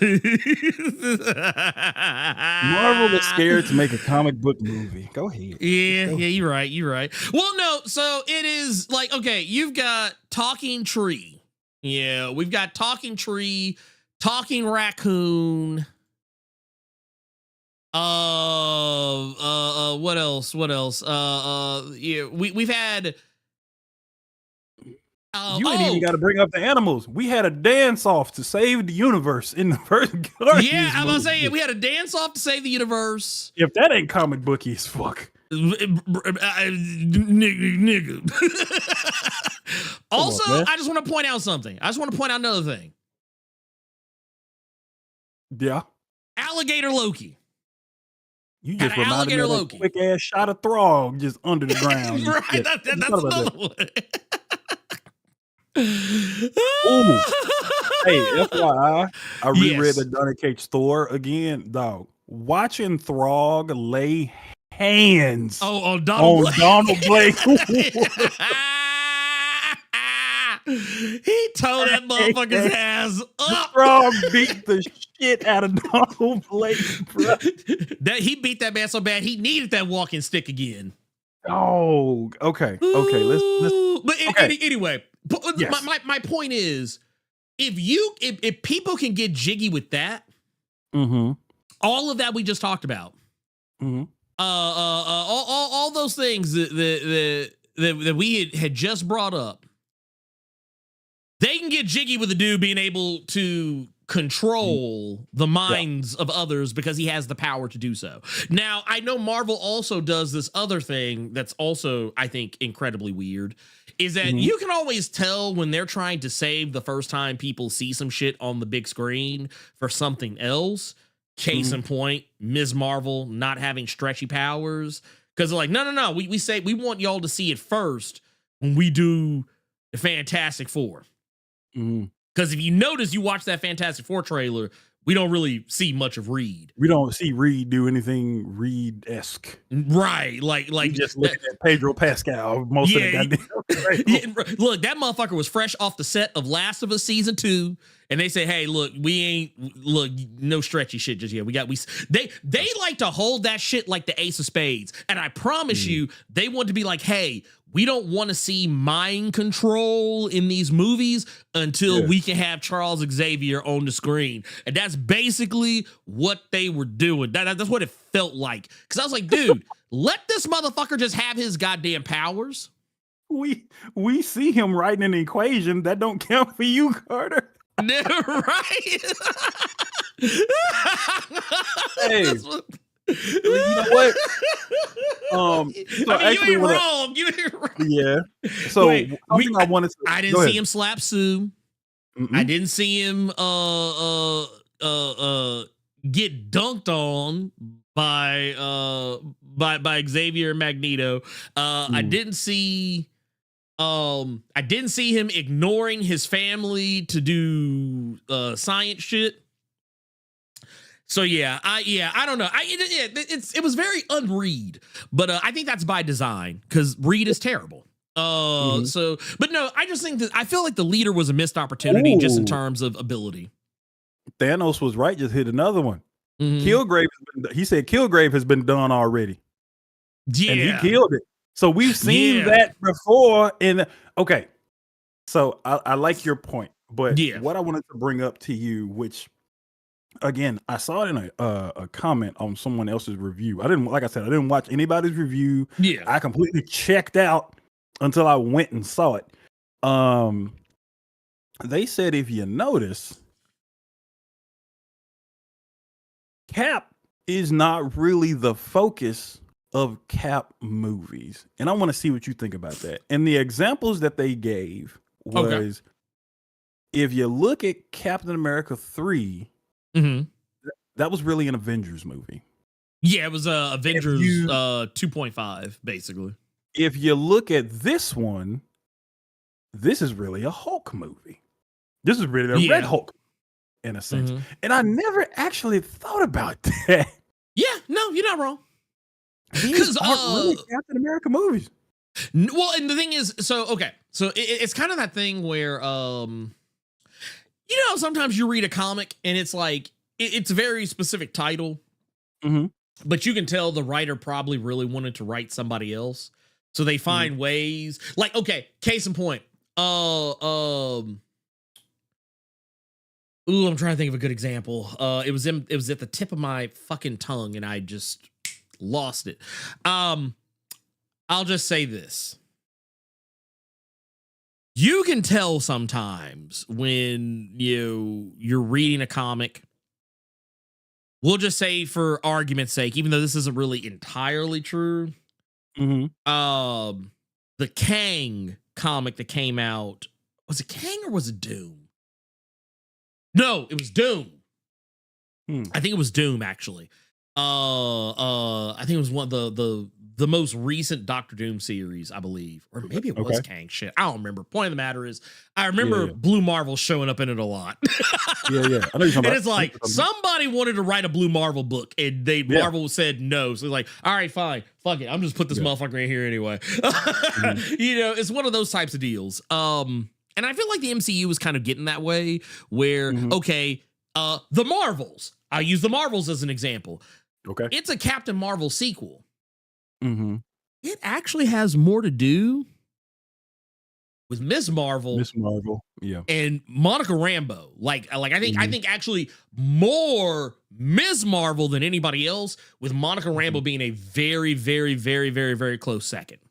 The movie has really Captain Marvel is not really the focus of that movie. And then you look at a movie, like, once again, as you said, with Civil War, that, like, and even, I remember I think the Russos saying as much, that it was basically Avengers 2.5. Even back when it was originally coming out, they're like, it's actually more of an Avengers movie than is a Captain America movie. And I think the last Captain America movie we really got was Winter Soldier. That was the last one. On an official capacity, there have been no Captain America movies after it. Like when you think about what 3 and 4 are actually about. And I would even take you a step further with Civil War. It's also a pilot for Black Panther. Yeah. Civil War is more about the fallout of the Avengers and the origin of Black Panther than it has anything to do with Captain America whatsoever.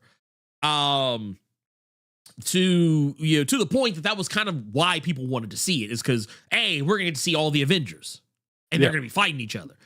You look at Thor Ragnarok. Thor Ragnarok probably more so in the sense that it is about Thor, but it's almost as much about Hulk. Not quite as egregious as I think maybe some people might see other movies have done. But yeah, sometimes it is that way. And I think it's okay to do it sometimes. Like, because honestly, they can't make a Hulk movie. At least not at the time they were making this. So they go use that Incredible Hulk scenes to death. They gonna bleed that horse dry, dog. Dude, okay, that's the other thing. Okay, I'm actually kind of glad too you said that. I'm glad they did not make Harrison Ford rock that ugly ass mustache the whole time, because y'all, they had a scene. They had a scene where I don't have an image from it, but they had a scene where they actually did a flashback to. Mustache was so nasty. Dude, that mustache was nasty. Also, dude, I'm not gonna lie. The way he flipped out at the podium, I was not expecting that. That was funny. I was not expecting that. Look, they for real not gonna let y'all forget that Hulk and Abomination fucked up Harlem. They are never gonna let y'all forget that shit. I promise to God, bro. They said nah. He fucked up Harlem. Get him. Lord. But no, I will definitely say that. Yeah, you're gonna get those things. You're gonna get those things from time to time, and I'm okay with it. There's nothing. I don't think there's anything inherently wrong with it. I do wish this was. And to be fair, yeah, I feel like Anthony Mackie got his time in this movie, and I think they actually kind of, in this movie, I would make it closer to a Thor Ragnarok in terms of, well, yes, Thor Ragnarok is also a Hulk movie. It's also, you still spend a whole shit ton of time with Thor and see his progression in the movie. I kind of feel like they did the same thing with Brave New World, where, yeah, there's a lot of, like, I was like, dude, I'll be honest with you, I didn't expect Thunderbolt Ross to have as many scenes as he did. Like, I mean, yeah, you hired Harrison Ford, so you're going to get your money's worth. But I wasn't expecting him to be as much of a driving force in this movie. And he was. Like, he has not as many scenes as, as Anthony Mackie, obviously. He goddamn sure got more scenes than Danny Ramirez. And Danny Ramirez is a sidekick. Dog.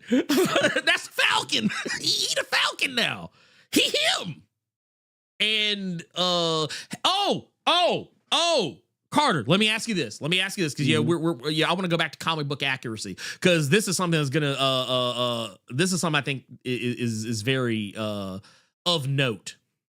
And I'm curious to see what you think about it. Okay. What did you think about the elephant in the room that has been plaguing this movie, hanging over it like a sword of Damocles? I wanted to ask you about that too, because that was something you said in your predictions. So go ahead. Yeah. What you think about old Captain Israel? What do you think about Captain Israel in the movie? What'd you think? Okay. So one thing I thought was, damn, y'all really don't like this woman. And the reason I say that is because I had a coworker mention it. Oh, and then I drove over there on like a lunch break or whatever, just to cruise by and just look, because they did the premiere here Tuesday at the Chinese Theater. And I walked through there, and all you see are people protesting. Specifically her. And it's a bunch of motherfuckers saying she got to go. You got signs with Disney is killing Palestinians, all kind of shit. So that was something to see on my way back to work. I bet. But from the movie standpoint, I didn't expect her to, with everything that was happening with that woman, I didn't expect her to be as much of a focus as she was in this fucking movie. Because she in this movie. Because every time she popped up and I'm sitting there and I'm watching it, number one, there was a lady in the movies. Soon as she popped up for like the second, third time, this bitch. And I started laughing. Same. There was, I actually heard people complaining in the theater. But every time she popped up, and then it got to the ending scene where it's basically her, like it was her specifically. I swear I wrote it down, but I think I left it in my car, saying something along the lines of "everybody deserves a chance" or some shit like that. But she was saying it in regards to like Isaiah Bradley and shit. I said out loud, Ernie is gonna lose it. Because not only do you have her trying to push this positive message out in regards to, everybody deserves a chance, whoop-de-whoop-de-whoop. And then she finna go somewhere with Isaiah Bradley at the end. I said, yep, Ernie is gonna scream. I said, yep, Ernie gonna scream when you see this. They kept trying to make her affable, like that. Okay, so she starts off the movie being a shit ass. Like, she's a hard ass, she's grumpy. She's not a nice person. She's not a nice person. She's you know what she is? She is what I often like to refer to in RPG, tabletop RPG parlance. She is what when people think of lawful good, people think, oh, you're a goody two shoes. Lawful good does not mean lawful nice. And that's basically, she is the embodiment of that in this movie. The fucked up part is I actually don't think she did a bad job. Shira Haas, the actress who plays her, yes, she is definitely, if you want to talk about, outside of the movie, yes, She is a Zionist. Yes. She puts on the cape for Israel. Yes. She does not have a high opinion of Palestinians. That said, when I watched this movie, I completely divorced myself of who she is outside of this. And, same way I did, for other shit. Mm. And I walked into this and I said, huh. I was like, she actually didn't do bad in the role. However, I want to show you guys something that you may not know about. Mm-hmm. Now, it is a matter of public record that she was originally supposed to be the Sabra of the comics. For those who do not know, the reason why I jokingly referred to her as Captain Israel is because this is Sabra in the comics. Mm-hmm. Sabra in the comics is a mutant who, her powers are largely like superhuman strength, invulnerability. She can fly, all this other shit. But she is, for all intents and purposes, she is Captain Israel. I mean, she even, like I said, she has Star David on a headband and emblazoned upon her chest. Though I think most people find her largely famous for this little exchange with the Hulk, where the Hulk literally had to sit her ass down. And mind you, this is at a time where Hulk was not terribly articulate, but in this moment, he found the articulation and had to explain to her why the whole Israel-Palestine war was stupid. But that said, she doesn't really rock this fit anymore, even in the comics. If you actually read some of the more recent stuff, her costume kind of changed to be a little less. Madam Mask without the mask. Basically, that's basically what it is. Like, it's basically Madam Mask. Like, she Just still saw has that bitch in all new Venom this week. wait a minute. Which, by the way, I love how each issue of all new Venom keeps like slowly ticking down. Oh, it's getting on my nerves. It's getting on my nerves. But I told y'all, it's gonna be for the trade. I told y'all. Look, they said, all right, well, it ain't Luke Cage. Well, guess what? By the time you get to issue 3, it obviously ain't Madam Mask. Dude, I'm a holler if there is no host. Like, if it turns out that it's just the symbiote, like there's nobody inside of it, I'm a fucking holler, because they keep trying to I think people would turn on him. I think they would. I think motherfuckers would actually turn on Al Young because you've if been he baited. Pull that shit.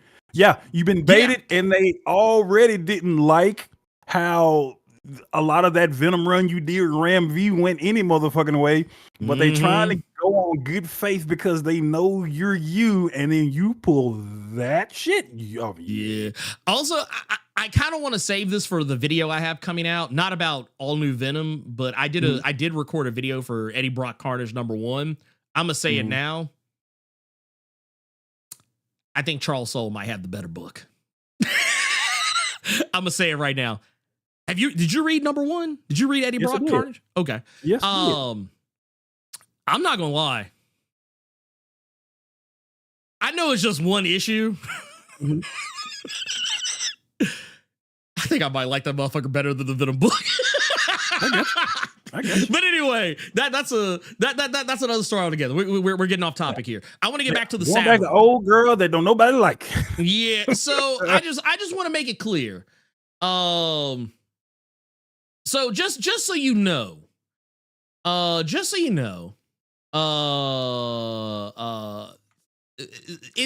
the comics, Sabra is an IDF operative. Like, she is from the IDF, but you might recognize, and actually I pulled this from the Israel War Room Instagram account because I just thought it was funny. not because I follow them, but just because I just thought it was funny how they framed this. They said in a post that Marvel erases Israeli identity. Marvel rewrote the Israeli superhero character Sabra, turning her into a former Russian spy instead for the new Captain America movie. Now, this is largely believed to be in response to the whole Israel-Palestine deal, October 7th, and how basically Israel has been bombing the fuck out of Gaza, like literally into oblivion. All of that aside, I'm positive that, like, while I don't like the way they frame this, I don't think it's untrue, because I mean, it is basically like, at no point do they bring up IDF, at no point do they even hint that she is Jewish, and at no point do like, I want to make something clear. She has a costume. She has a costume in this movie.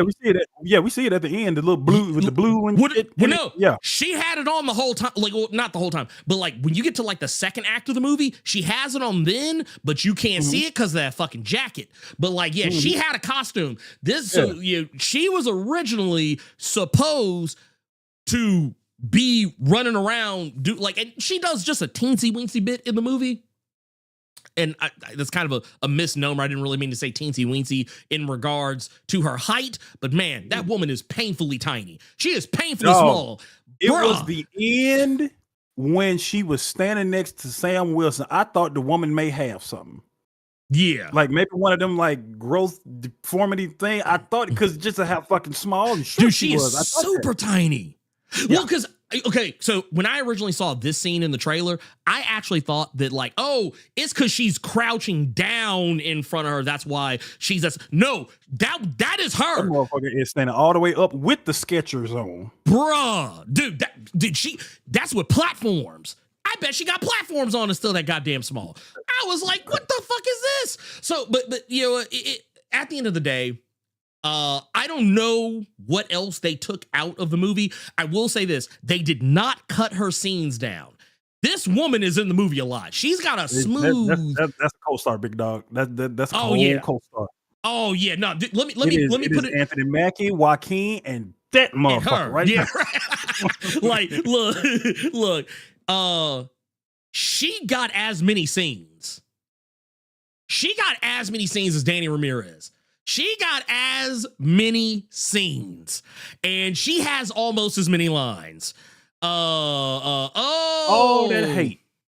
And then she got Isaiah Bradley at the end. That's diabolical. Dude, I'm not. Let me use the word properly. That's diabolical. You finally found somebody as grumpy as you. Wow. I did not. I'm not gonna lie. That's what you're going for, Isaiah. Goddamn. I was like, bruh. You need to take that way back to Mantis. Yeah, I was like, I ain't gonna lie, man. I said, dude, what did they do to you when you was in lockup? I was like, you that desperate? And yeah, she. Oh, okay. So we'll address that elephant in the room too. Yes, but no, I will say this. Yes, she's in the movie a lot. She is not a mutant. She has no superpowers. She's regular. They basically treat her as a former Black Widow and leave it at that. They don't even really delve. They reference Red Room stuff too, like she's Widow or something like that. And the thing is, they say it so quickly that it's easy for you to just kind of be like, oh, okay, whatever. But yeah, she is in this movie as much, I would almost say maybe even more than this motherfucker. Like, honestly, I think she actually Slick might be in the movie more than Joaquin. I don't even think that, like, I'm almost positive that is the case. Why did man in the chat say she handsome in the face? Look, wait a minute, dude. Look how you made. Look at how you got Carl out here looking now. Look how you broke Carl. He like, I just need some cheeks, man. I just need some cheeks. I don't care. No, he's like, I don't care. He didn't like, I don't care. Put that little hoodie and shit back on you had at the gym, big dog.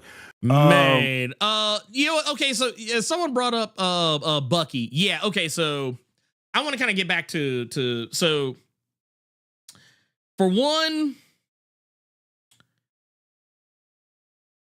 I will say, yeah, the whole because I think I said something before about the Thunderbolts tease. They don't tease the Thunderbolts, but Bucky definitely shows up. It's not anything word one to do with the Thunderbolts movie.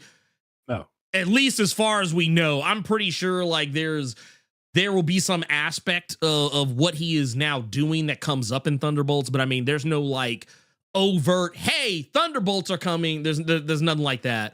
No, that was just more so to tell you, a lot of you like not knuckleheads. Yeah, I was gonna say that's a nice way to say it because there's several of you motherfuckers in the chat right now. Basically, just telling you all again what the difference is between Sam Wilson and Steve Rogers. And there was some shit that I hope it don't take Sebastian Stan saying it, even though we've been saying that shit for quite a long time now. Of the differences of Steve Rogers Cap, and Sam Wilson. Y'all gonna listen to The Apprentice? Yeah, that's the only reason he is literally there. And I really hope, dog, they got to do, and I know they not because that movie is coming out, but they got to do something with that hairdo that Bucky is rocking right now. Cause dog, that is Hanson, is what that is. That is that hairdo, dog. Why do they have him with that hairdo, dog? Look with that little flip on the end. I'm like, yeah, y'all need to stop that. Stop, please. Give that motherfucker. Yeah, what's that little top knot, the little man bun he was rocking? Oh, that is Jonathan Taylor Thomas from Home Improvement hairdo, dog. Y'all got to stop. Yeah, I don't like that. Big dog. I don't like it. Yeah, Bucky shows up. He has his little scene. And that's honestly, and the reason I'm saying it like that is because that's really all it was. That's all it is. That's all it is. He comes in for the time that he is there, and yeah, that's pretty much that's pretty much it. I will say this, as far as okay, so yeah, to get back to to keep it on brand, I will say, because I'm actually going through my list. Yeah. I'm going through my list and kind of checking myself. So yeah, Thunderbolts will get a big tease. No, it did not. We do get a tease. Well, I won't say specifically the Mighty Avengers, but it's pretty much hinted obviously the Avengers are going to be coming back because there's 2 movies, but they actually actively talk about it in this movie. Like, it is actually discussed on at least 2 different occasions about bringing back the Avengers. And I'm really wondering, that's one thing that I kept thinking about in this movie was I wonder who is going to be on Sam's roster. That's going to be interesting to see in these films. One thing I wanted to ask you, do you think he going to go back to Wakanda hat in hand being like, hey, y'all mind making me some new wings, big dog? Because, hey, I like the scene. I like the fight scene between Sam and Hulk. Him stabbing Hulk and just busting all the kinetic energy that he had been soaking up that entire fight. That was a dope way. That was awesome. I like that it didn't. It stunned him. That's all, because that's still the fucking Hulk, and that's still regular ass. So I like that was what happened. It just stunned him. And somebody in the chat said the line of the movie was like, "Yeah, Bucky full of shit. I should have took that serum." Oh, that was yeah. dope. I like that. I did like that. That was fun. But I will say this though. I hated that it kept coming up. Not the Bucky line, but I did not like how many times he kept lamenting not taking the serum over the course. Like, that scene was still funny. If they would have left that as the only time it was said, I think it would have been perfect. Okay. But like, because it comes up so many other times, like I'm like, man, why y'all keep downplaying this, bro? Like, he knows he ain't got the serum. We know he ain't got the serum, but like, nigga, take it or don't. Like, right? I was like, dude, I was like, dude, stop bullshitting. Like, are you gonna do it or not? Like, because honestly, when the dude was trying to stab him with the syringe, I was like, man, please stab this motherfucker in the forehead and let that be the super soldier serum so he can shut the fuck up about this shit. I said we already know the rumors, Tiamat, whatever.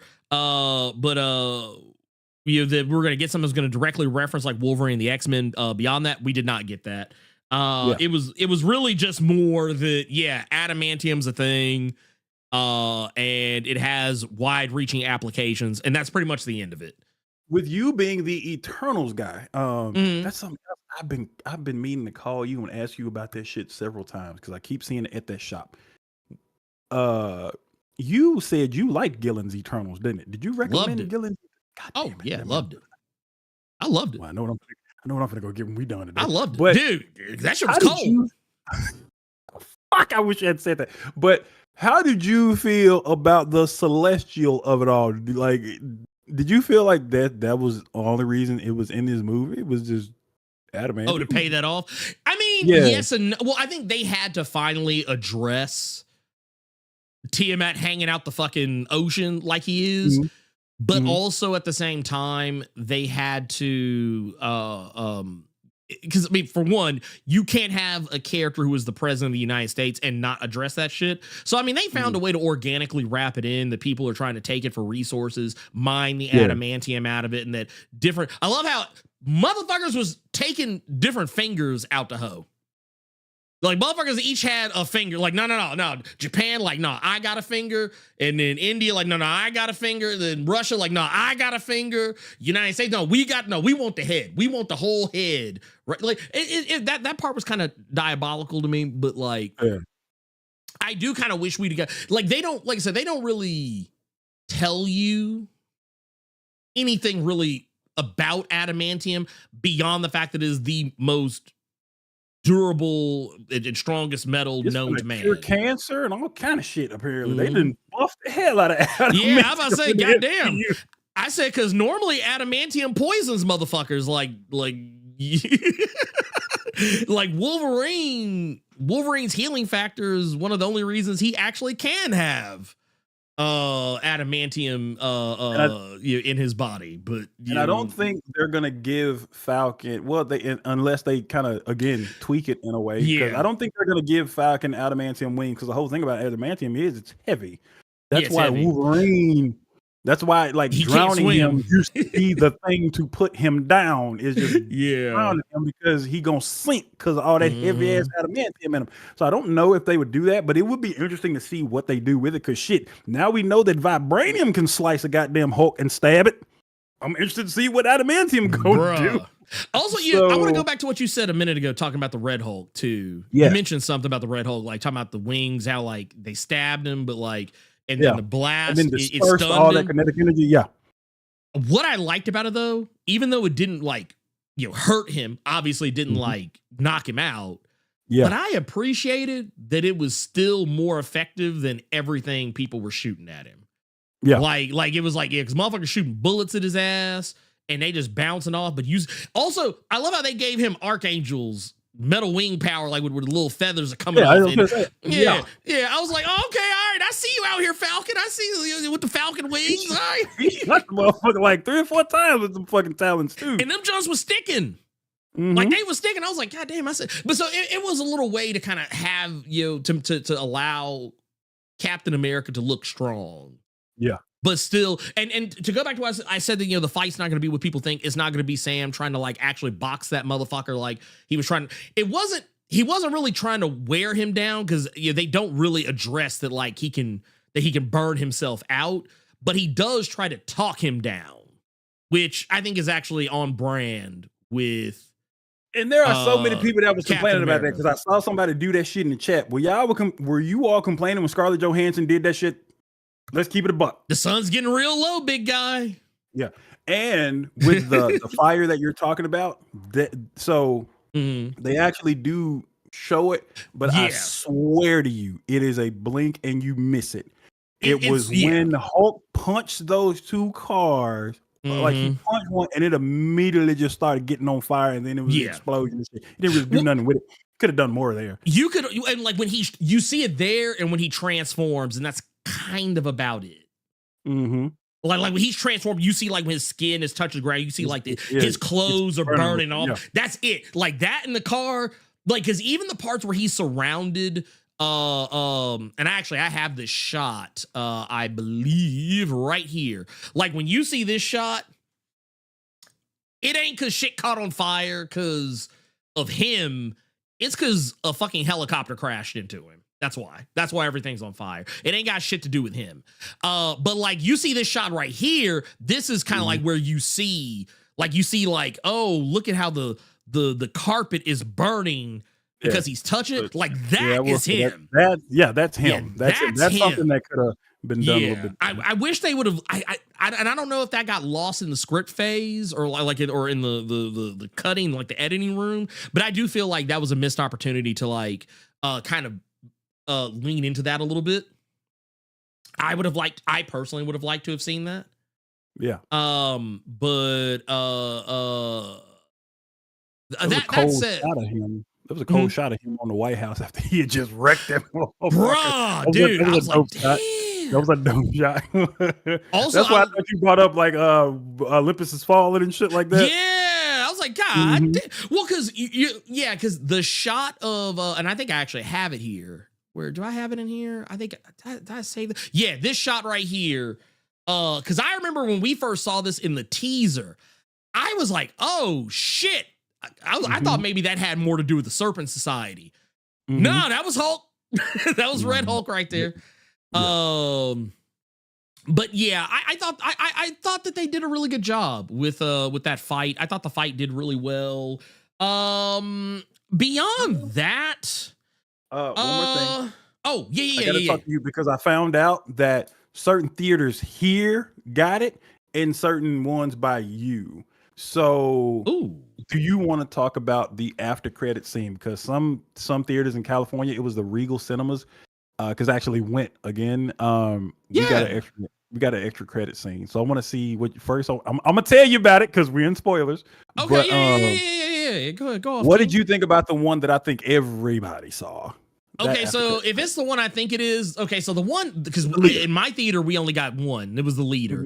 So the leader, the leader gets captured because he gives himself up at the in the third act because he's like, well, I won, I got what I wanted. I turned Ross into the Red Hulk, so yay, I win, yippee skippy. He ends up in the raft, and Sam comes to visit him, and and basically they use the leader to set up secret wars. Because he's all like, yeah, I've seen all the angles, I've seen all the possibilities, I see what's coming. You're gonna have to defend this Earth from like other Earths. And I'm not gonna lie, I actually thought it was cool. I saw online there was some discourse that people said that it was stupid or that it didn't make any sense or that it or that like it was lackluster or whatever. I actually thought it was fine. I thought it was fine. What did you get? Oh, the extra scene that we got was it was after that one, and it was actually because at this point we all getting up, walking out, and it cuts to it's a camera like in the raft, and it's the leader talking to Betty. Because Liv Tyler, she did make a cameo in the movie at the end, is Betty. And you can barely hear because it's using like the camera from the prison microphone, but she asks if the pills that you were giving my dad were the ones that you were giving me. And then it cut and didn't nobody else catch that but me. Now I want to wait a second before you respond. Yes. Before you respond, and I'm letting chat catch up because I want everybody in the chat to know that was complete bullshit what I just said, and I just got all of you. Boy, am I good. This little, hey, you know what? Oh, I'm good. I'm good when I want to be. You good. I'm good. You good. I'm good. You good. You know what? Here, you get this. One of the weird things to me is that none of this is real. It may be alarming to people, but none of it is real. Look, right now, everybody in the chat looking at you like this man. But no, that was good though, wasn't it? Boy, they ought to hire me for these goddamn movies. Boy, I can't do a whole movie, but I get an after credit scene for your ass. I'm trying to tell you. Yeah. Wait, look. So that was a fucking lie. Well, no, look. So that said, That motherfucker said, "See, Carter, that's why you don't get a plate." Damn. Well, I mean, to be fair, yeah, Liv Tyler is in the movie. She does show up at the very end, and there's like a phone call that you hear her voice first before you actually see her, like in a phone call a little slightly earlier in the movie. And she shows up then. There's no nod or tease or anything towards anything else that it's really just she's just there to pay off the Incredible Hulk, and showcase that she's going to attempt to have a better relationship with her father. That's really all that is. There's nothing beyond that, like, at all. I will say, though, I want to get to something else, though. There's another scene. We were talking about scenes that didn't show up in the movie. One of the ones, I'll address the first one because it's kind of an easy one. But the scene where Harrison Ford says, you're not Steve Rogers. And Anthony Mackie's response is, yeah, you're right, I'm not. Like, that scene completely removed from the movie, which I was like, bruh. Yeah. Y'all, I was like, that line was cold. I was like, that line was cold. It was good. Y'all trailers was built around that line. Ain't even in the movie. I was actually mad. Not just that, though. I was like, dude, for one, y'all kept in all fucking ugly ass lines about him wishing he took the super soldier serum, and y'all cut this. I said, y'all could have cut all them other motherfuckers except for the last one when he was talking about Buck. The Buck one was the one good one. And I was like, and y'all took this out? Y'all ugly as hell for this. I said, I don't like this at all. Now I will say this, another scene that got removed, and I would forgive a lot of people if you forgot that this was a thing. There is a funeral scene. There's a funeral scene that I'm pretty sure, I know I got up at one point to go use the bathroom, but I wasn't gone that goddamn long. I wasn't gone that goddamn long. I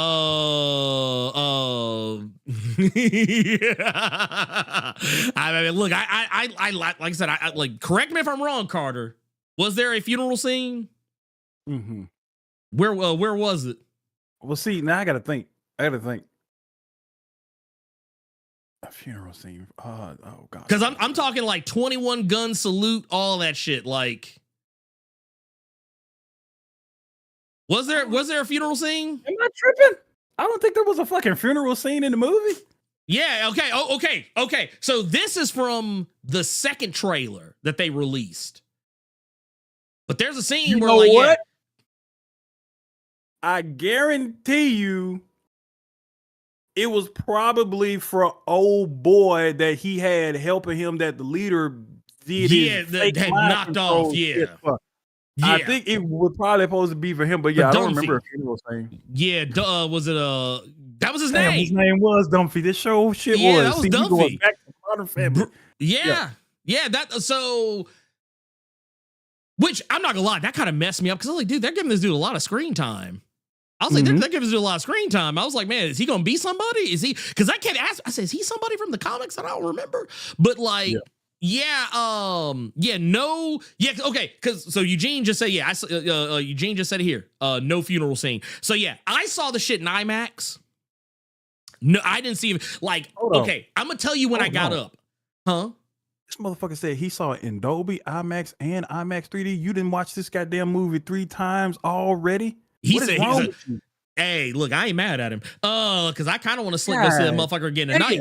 But that motherfucker said, look, he said, I'm gonna make sure the captain get all his coins, okay? That motherfucker said he triple checked his work.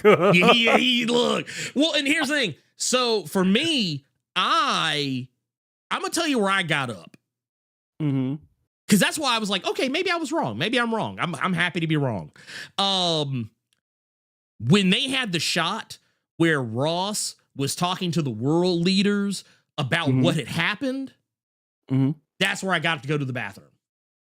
And I was not going long. I got up, went, came right back, and when I came back, Sam and Joaquin were talking about what's the next move and trying to figure out what's going on with Isaiah. That was like, that's the amount of time it took me to go to the bathroom and come back. So I didn't see, so there was no funeral scene. This scene was in the trailer, does not pop up. I think you're right. I think it was for Dunphy, which is kind of weird considering that motherfucker died at the end of the movie. I was gonna say that was way later in the movie too, yeah. So yeah, I don't know. It's a strange thing. It's a strange setup. And honestly, so until you brought up Dunphy, I wasn't even thinking about him in that regard. But it would make more sense for him than it would for most other people. Yeah. But you know how like when Falcon got in this movie, I was like, oh, I wonder if they shot that in the off chance that they killed off his character. I said that would be some nasty work for Danny Ramirez. That would have been a dumbass way for him to catch it too. Dude, man. I would have. No, I got it. That was your ass get. You got it. You got it right to the gulag. Fool. Right to the gulag. That man. Look, look. Hand me that jersey. What was that shit he was talking about? What was that shit he was talking about in the this shit right here? Yeah. I said I make your old shit look new. Yeah, Bruh, you gonna make that disrespect he was giving to Isaiah. If that was your funeral, I wouldn't have been that mad. You being disrespectful to Isaiah until he threw that goddamn punch bag at your ass full of speed. I gotta put some respect on Captain America, big dog. Wait a minute. Hold on. I gotta look into this. Hold on. I just saw. You don't think it could have been for old Steve Rogers? Nah, there would have been. I don't think so. Nah. There would have people would have been losing their goddamn minds. That was gonna be in this movie. Oh yeah, no, there is no fucking way. Oh, dude, you're right. You're right, dude. I didn't think about that. Shit. Dude, what? Okay, because you know how I told you like the whole time I was sitting here thinking like, dude, is he somebody from the comics? I feel like that name is so fucking familiar. Mm-hmm. Don't he from the comics? Yes, he okay. Yeah, no. He is 100% from the comics. I couldn't place what his name was like in the comics. But Damon Lacey said he was Demolition Man. From the comics. Do you know, I this motherfucker talking about my movie Demolition Man. I didn't know you were talking about Marvel. No, I saw that coming too. So yeah, I was like, oh shit, he is. I was like, look, I would forgive y'all if y'all don't think about that motherfucker because I don't really either a lot of the time. But yeah, I was like, oh shit, that is actually fucking Demolition Man. That's some foul shit, dog. Y'all had the leader kill Demolition Man with one of these, bruh. He just hit the button on one of these, and y'all had that man down like that. He pulled the Cecil on him. He pulled the Cecil on him. That boy hit the Trump button and killed D-Man, bro. I was like, bro. I was like, why y'all got to do my man? Look, and got Sam out here. Got Sam out here sad. Sam out here talking about some. Really miss my nigga. No, Brian Christian. Ernie Carter was nowhere in this movie. The only Carter that was in this movie was me in my seat. That was the only Carter that was in this goddamn movie. But no, it was I'm not gonna lie, that was kind of wild. Yeah. That was kind of wild. Man, that is okay, man. You put me on game. But yeah, like I'm not bullshit. The whole time I was in the theater, because I was like, because the first time I saw him, I didn't think anything of it. Mm-hmm. But the more the conversation kept going, like the more the conversation between him and and Sam just kept like carrying on throughout the movie, and they brought the character back for later in the movie. I was like, this guy's got to be somebody. And when I looked at his name on his tack vest, I was like, man, I don't know who that is. Like that, I was like, the name sounds familiar, but I was like, I can't put my fucking finger on who that is. And now I will admit, I think the version of him that I showed y'all is one of the older versions of the character. Like he looks very different. He looks very different in some of the, I guess, for want of a better way to put it, some of the more recent Cap comics. But yeah, Demolition Man was actually in the I think it was the Captain America Sam Wilson series. Not the one that's running now, but I mean like it was like the second or third series that like he had. I don't remember exactly the numberings.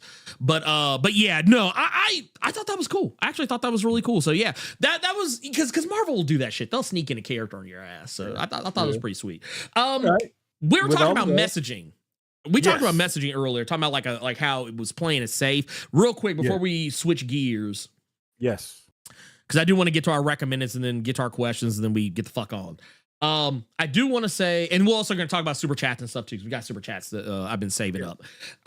So messaging. Here's my thing with the messaging. The reason why I said earlier that I think the movie was playing it safe. I do agree with you. I actually do think it's a little bit of both. I think they did play it safe in terms of just like not trying to do too much. You know, because just try not to get too much dip on their chip. Like it was like that situation where you stick the chip in the dip. You scared you're gonna get too much dip on the chip. So you don't put it, you just kind of like be careful with it, and you don't get a break. So you got to put that whole thing in there. Right. So what you try to do is you don't get enough dip on your chip. So then you got to put the chip back in. I feel like that's what they did. I feel like that's what they did. But also I feel like they were scared to say what they wanted to say. And I say this because they did the exact same thing with Falcon and the Winter Soldier. With the Flag Smashers. The Flag Smashers was commentary. And they had something to say, and it was one of those situations where it was like, ooh, y'all are so close. Y'all are so close. Ooh, you're saying it. You're saying it. And then, yeah, but anyway, man, back to superhero shit. It's like Marvel loves to get close to saying the thing and then not say the thing. Like, because the Flag Smashers, the whole point of them was that, what happens to the people when they come back? From the blip, they lose their homes, they lose, or they get displaced. And then how the government was, supposed to be taking care of these people, but really didn't. And, they were being left behind and, all this other stuff. And there was a lot of like social and economic commentary that Falcon and the Winter Soldier literally walks up to the line. Like, it's like if there was a line in the ground, and on one side of the line is not saying the thing, and the other side of the line is saying the thing, they literally walk up to the line, put their tippy toe on it, but don't step over. It's like, we're just going to get right. Oh, no, it's too close. It's too close. It's too close. Only the big toe. I can only let my big toe. Yeah.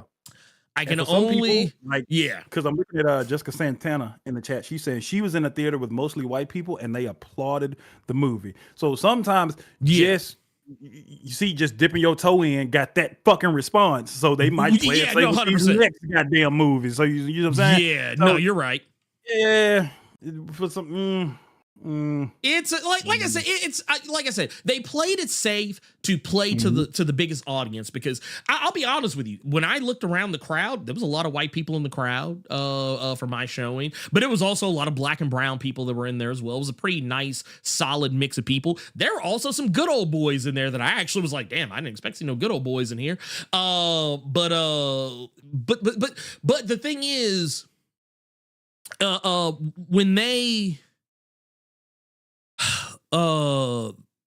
when you do that sort of thing, where you're trying to make a statement. And they did. They made a statement in this movie. The main statement being that, you know, taking accountability. The whole thing with Ross, how, you know, he becomes the Red Hulk. He literally destroys the White House. He, it's revealed that he was doing all this fuck shit behind closed doors, to undermine other countries' claims to the adamantium. And that, like, all the shit you saw at the beginning with Giancarlo Esposito and the Serpent Society, all that shit was him. And that, you know, he had imprisoned the leader and was using him to calculate his presidency. Basically, like, blanket corruption. And the message of the story is that despite the fact that Ross did it for the right reasons, or at least what he thought was the right reasons, once he got caught, he didn't try to deny it.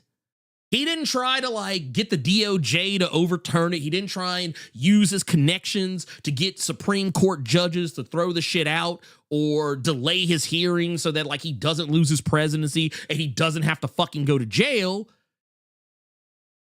He takes his lumps and says, you know what? I fucked up. I got caught. I'm going to jail. I need to be the example. And he even uses the terminology that people were saying about, and yeah, look, okay, so let me just go ahead and say this right now, because I know somebody's gonna get a little mad at me when I say this, but so let me just go ahead and say it right now. I'm about to make it, you know, political in my opinion. I'm gonna make it a little political. So you know, just bear with me for a moment. I think that was a shot at Trump. Because there's a point where he says, I needed to do this. I needed to go to prison. I needed to serve my time so that the country can move on. So that we don't disrupt the normal proceedings of justice and democracy, so that we can all move on. And I thought that was important. I actually thought that was really cool. But then there's other aspects of it where they kind of, like, step back. There's other aspects of it where they're like, well, okay, we did that part. Okay, well, let's step away from it. But yeah, all in all, I still think the movie was fun. Like I said, I would definitely see it again. I would definitely see it again, like that. And matter of fact, I'm not gonna say I will see it again. Imagine but yeah, telling your baby you wanna take another walk with her through the cherry blossoms, but the only walk y'all can take was from one corner of your cell to the other corner. Yeah, no, there's no way. There's no fucking way. Okay. Yeah. Even with all of that being said, ladies and gentlemen, he and I still had fun with the movie. We enjoyed it. Yeah, sure did. A lot. Sure did. It's called constructive criticisms, people. Yes. You can say these things and still enjoy these things, contrary to what you all have been told or what y'all fucking think, because some other YouTuber told y'all otherwise, because a lot of y'all ass can't think for yourselves. And a lot of y'all are going to take what we said as the gospel when we're not telling you to. This is how we felt, big dog. Yeah, no, 100%. We felt. And I think that needs to be taken into account. I think a lot of that needs to be taken into account. I think people need to understand that. Look, you know, you can say, like, and I I talked about this on Thursday, because there were me and Robo went through the comments of that Ultimates #9 video, and I caught a lot of criticism, for a lot of different reasons. But a lot of people seem to lose the fact that I didn't say I disliked the series. I at no point said that I disliked the issue, but people got mad at me as if I did. So yeah, it's like I take this moment to just say, yeah, I know the thumbnail will probably mislead some folks, but I don't think the movie was mid. I don't think the MCU as a whole is mid or has They're gonna been miss or that whatever. question mark. Dude, remember what was it? I'm still tripping off. I think was that the Blerd cave? I think it was. It was the Blerd cave where this happened. The dude that got mad at me for the thumbnail of that storm video that I did where like more stronger than Phoenix or some shit. Yeah, but they didn't see the question mark at the end of it. Bro. They that focused, mark, man. Dude. That's why I say, man, reading is fundamental. Reading is fundamental. Super chat? Super chats? Yeah, let's get the super chats. We got one here. Let's go back. We got one here from Don Thessienheim out here. Says, I wish I could present a convincing argument for Serpent Society to be in costume just to troll you, but let's be honest. Lucifer himself could not sell you on that. Get those likes up. Do it. No, you're right, dude. Look. I just want to bring this back up because I want people to realize that I am a fair person. I'm a fair person who loves superhero shit. It's the main reason why I'm so excited for James Gunn's DCU. It's because I know that Gunn is gonna let them do superhero shit. He's not gonna sit here and try and pretend that this shit don't come from a comic book. And I feel like Marvel is in that mindset still, to this day. So yeah, there's no way this could have worked. There's no way this could have worked, and I think they knew it. They knew it, so that's why they kind of went for a more of a Proud Boys kind of vibe to these guys, like one of those like kind of Black Ops, off the books terror cells, kind of vibe. So yeah, you're 100% correct. We also got thank you for that 10. We also got another 10. This one comes from Xander B. Says, what's up, Ernie and Carter? You guys always know how to make my Saturdays better. Thanks for the continued content. Hope you reach 1 million subscribers sooner than expected. Get them likes up. Okay, first off, thank you. Thank you. I appreciate that. I hope I do too. I actually really hope I do too. It is hey, we're going to keep striving. I'm never giving up the fight. Never giving up the fight. You will literally see me clawing my way to trying to get there. Even if I get knocked out of the sky like Joaquin did, you'll see me. I'll be in the hospital bed trying to wheel that shit down to the 1 million. Like okay, it's actually funny this got brought up because somebody made a comment on your Sam Wilson video, and because I actually replied to it, but it was dude went from my favorite YouTube guy to someone I haven't watched in years. Race baiting killed his channel. Intro was still fire though, and I just had to respond to that one because I'm like, fool, this is clearly what I said. Fool, this channel is 100K subscribers deep now. How has his channel been killed? What you talking about? What you talking about? I was gonna say, like, we ain't going nowhere with it. We might actually hit a mill, and you might bring your ass around here just to make that same comment talking about the channel is dead and killed.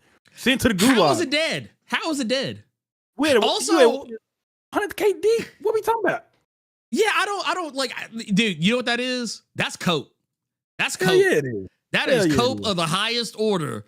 That is such cope. Oh my god, dude. Like, I'm not gonna lie, man. That 1 million subscribers, I'm like, yeah. But I guarantee you, motherfuckers like this will still say the channel is killed and dead and gone.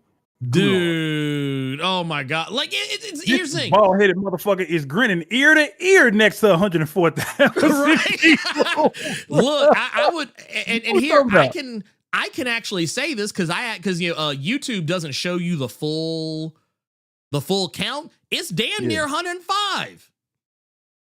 And he's still bald, still green, and still grinning. What we talking about? Right? Like, dude. And here's the thing. Because this is what Robo and I talk, and I promise y'all we'll keep it moving. I just want to say this real quick because I thought this was so funny. Wait, can I ask you a question? Did he at any point in the video say as a black man? Did he try and like present himself as a black person? No. Okay, good. Because that was what a lot of motherfuckers were doing. They're like, "Ooh, well, as a black man." I saw that because one of the ones YouTube responded to, I went to their channel and it was just a bunch of like videos of them dancing the Chris Brown song and shit. I was like, oh my god. I wish I had pulled the videos. Like, I wish I should You have. the one that's talking shit. I'm like, man, okay, look out here. But you're not stop blocking. You dog, that machine been dead, but y'all didn't pull the video up when I went on that channel. No, I should. Well, because what we did, I was like, I'm not giving these motherfuckers anymore. I'm a clown them, but I'm gonna move on with my day. But now I'm actually wishing. I'm actually wishing now that I would have done it. But no, I just want to say, I'm a black man, so I am already inherently political in their eyes. And then expect me to not talk about race issues in comics when I've literally built my platform around it? Like, this is how you know. How long you been black again? How long you been black? 42 fucking years. Yeah. 42 years. And I ain't gonna stop being black anytime soon. I mean, shit. You gotta take it to the laundromat at some point, though. I mean, right? I guess. I mean, wait a minute. I gotta pull this up. Screwface Capone said 100K subs. I got look. I hope my channel gets killed like that. That's what I'm saying. Like, dude. And here's the thing. I will say this. Okay, you know what? There's one thing that did almost kill this channel, and it had nothing to do with wokeness and race baiting. It was when I caught that fucking channel strike years ago and couldn't live stream. So all my watch time dropped into like the basement. And because of that, YouTube stopped recommending. Some of y'all might remember this shit. Remember, like, kind of towards the end of the House of X, not the Krakoan era. I'm talking about like when House of X was coming out, like right around towards the end when like the book was starting to like be done. The channel probably disappeared for a lot of y'all. That was why. That was what killed my channel for a little bit. I guarantee you, had that not have happened, we would probably be talking about, hey, we're getting ready to hit 500K right now. But no, that is the one time that, like, it didn't have shit to do with, honestly, the videos where I do talk about race get the most views. Like, all that is, that was somebody who was just mad. Like, they were mad because I made them feel some type of way. That's all it is. Don't be mad at me because I made you feel feelings. They're your feelings. You know, control your shit better. Hey, it ain't my fault you a bitch. Yeah. You know, control your feelings. Now, more of these super chats on this dead ass channel. Yeah, right, man. This channel's so dead that we're getting super chats. That's crazy. But ASVP TV says, nah, Ross still said that they took out Sam's response. No. Ross said it. I'm talking about Sam's. Yeah, we didn't say that got taken out. We said what Sam said. And I think that's what makes it worse. I think it actually makes it worse. Just having them just stand there and just take that.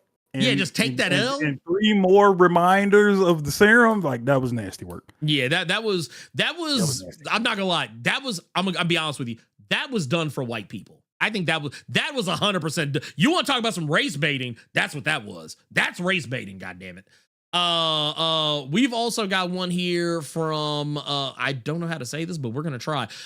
Your with the $2 says, fuck that commenter, LOL, sup boys. Hey, you goddamn right. You goddamn right.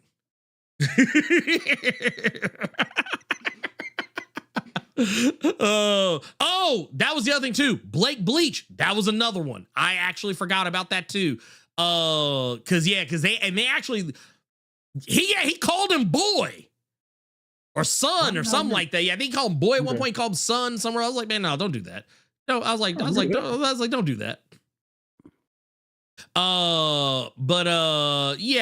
I don't like that shit. Yeah, it was the son. I know he said son. But I think I also think I remember the boy. Okay. Yeah, I was like, I don't like that shit. You ain't nobody's daddy. I'm gonna need you to calm down, sir. I couldn't stand it either. I couldn't. Well, no, that's what.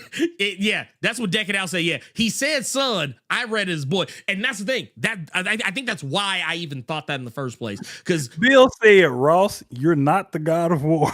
Man, right? Hey, Hey, I like that. hey, You did a good look. one. You That did was a good. That I was like smooth. That was was a good smooth one. as fuck. I like was that. good. I like that. We got any more? We got any more? No, I think. Let me double check myself. Double checking myself. I think we're caught up. Yeah, we are 100% caught up. So let's get into our recommendeds. This week, y'all, it's quite simple. With this movie being out, and just wanting to know how you all feel about these movies, what Ernie and I are recommending you all do this week. Make your own fucking opinion. Yes. About how this movie makes you feel. Just keeping it a buck. I don't want to hear, because that's one thing I've seen in a lot of these comments that I go and read. Jeremy Johns told me this. Critical, whatever the fuck, told me this. What you said, John Campia told me this. Nothing against these people, because I don't know these motherfuckers. They're fine. But some of them, not critical drinker, but yeah. It was critical something, and something. One of the ones you bring up before that you say they always something emergency or some shit. Oh, emergency awesome. Yeah. I saw a lot. Anytime I would go through their comments, or I would go through someone's comments, it was somebody referencing them of they said all I needed to hear. No, they did. Well, that's their opinion, stupid. You have your own opinion to make up how you feel about something. I don't want to hear this bullshit about, well, they've said stuff before and we both think the same. No, y'all don't, because y'all are two different goddamn people. Y'all don't think the same. There was just an instance where they said something and you like what they said and you went with it. No, think for your fucking selves. Go watch this. I'm planning on going to see the monkey. Go watch something and have your own way of thinking about it, as opposed to waiting for someone else to tell you how you feel about it. That's what we recommend. Yeah. I also just want to point out a little something too, just to kind of tack on to what you were just saying here about that. Because to me, I think it speaks to a grave problem that we have in today's society, is that, look, I always like to use these guys as an example. I'm an old school Spillio. Those are what I'm talking about. Like back in the day, spill.com. We used to be a website. You may know them today as Double Toasted. Love those guys. Love them to death. Yeah. I didn't know that movie was out. Cool. What was that? The Gorge. Oh shit! Yeah, that's the one. That's the one with that's the one with Anya Taylor-Joy and I'm happy you said her. I can't stand black people sometimes, because you know what my ass was finna say. That's the one that Yana Rasputin is in. Yeah, I do it. That's exactly what was gonna come out my mouth. I can't stand her sometimes. Why do we do that? Hey, you're not the actor. You're the character you play. Man, that's just what it is. Right. But here's the thing, though. Yeah. But we know who we talking about when we do it. So it's like, so you can, I mean, so it's true. But no, I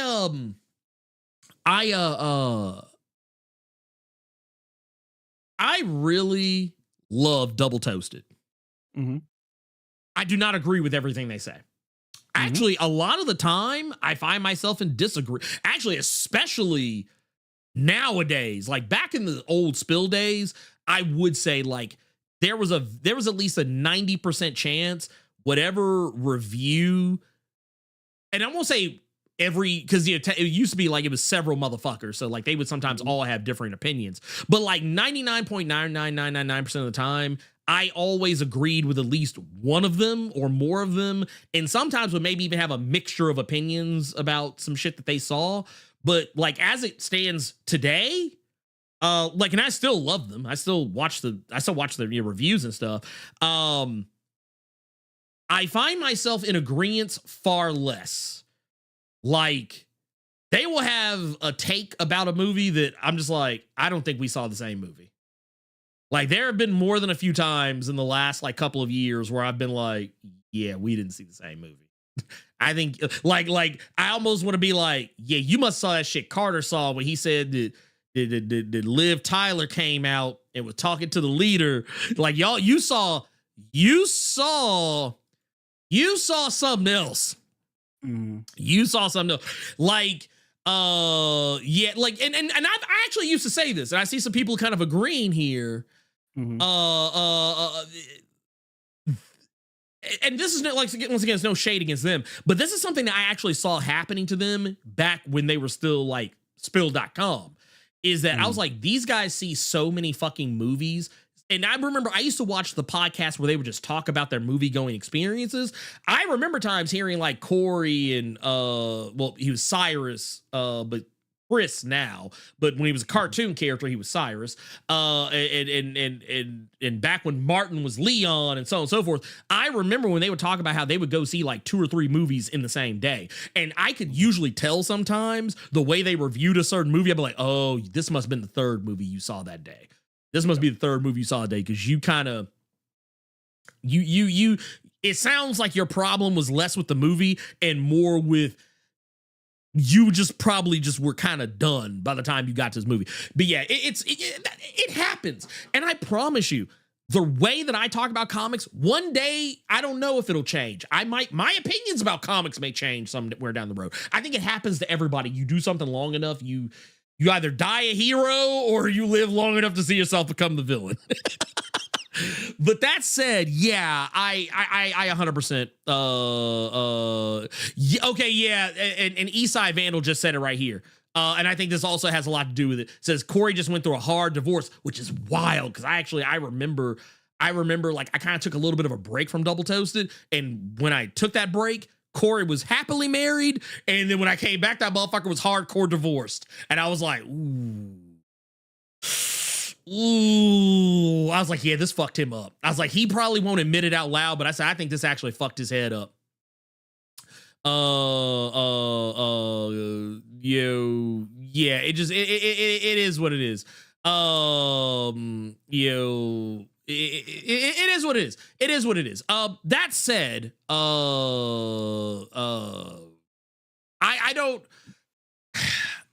I remember seeing like there was some drama or some shit that happened.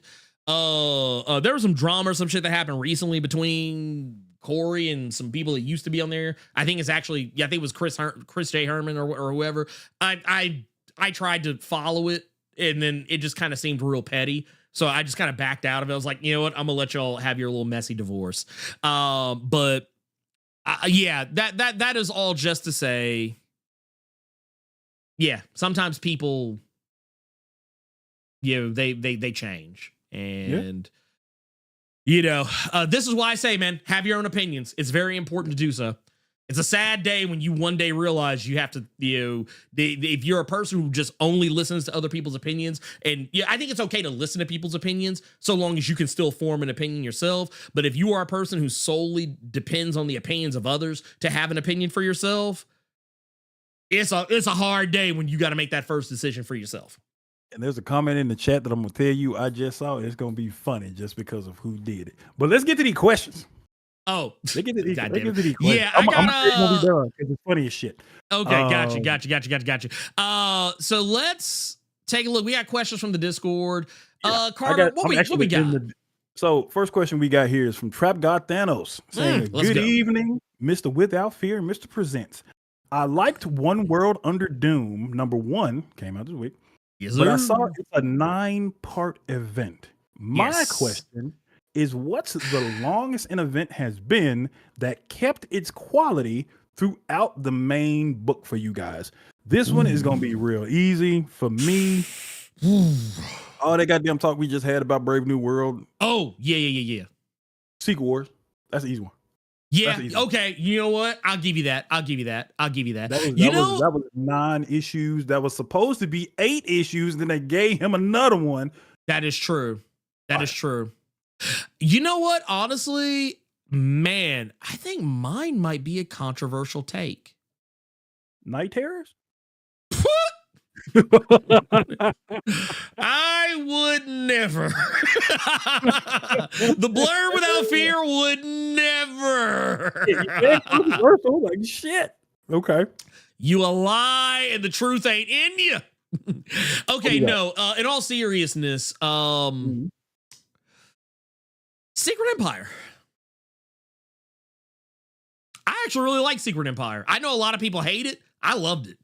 And I'm gonna be honest with you, because and see, this is why I always tell people, I can tell who only read the event and not who, and who only saw the meme with Captain America sitting there saying "Hail Hydra" and didn't come back and read like anything after that. Well, because they I saw remember the Punisher say it and completely checked out. But yeah, Will the Greatest said it before you said, because you say I got a controversial take. That boy said he not about to say Secret Empire, is he? That boy said my spirit knew.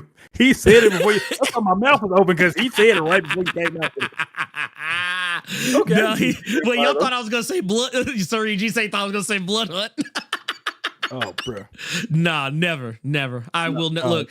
Hydra Cap was a motherfucking problem before he got just done dirty by Jerry Duggan and them fucking flags. Yeah, no, 100%. Spencer Hydra Cap, that motherfucker was a problem with a capital P.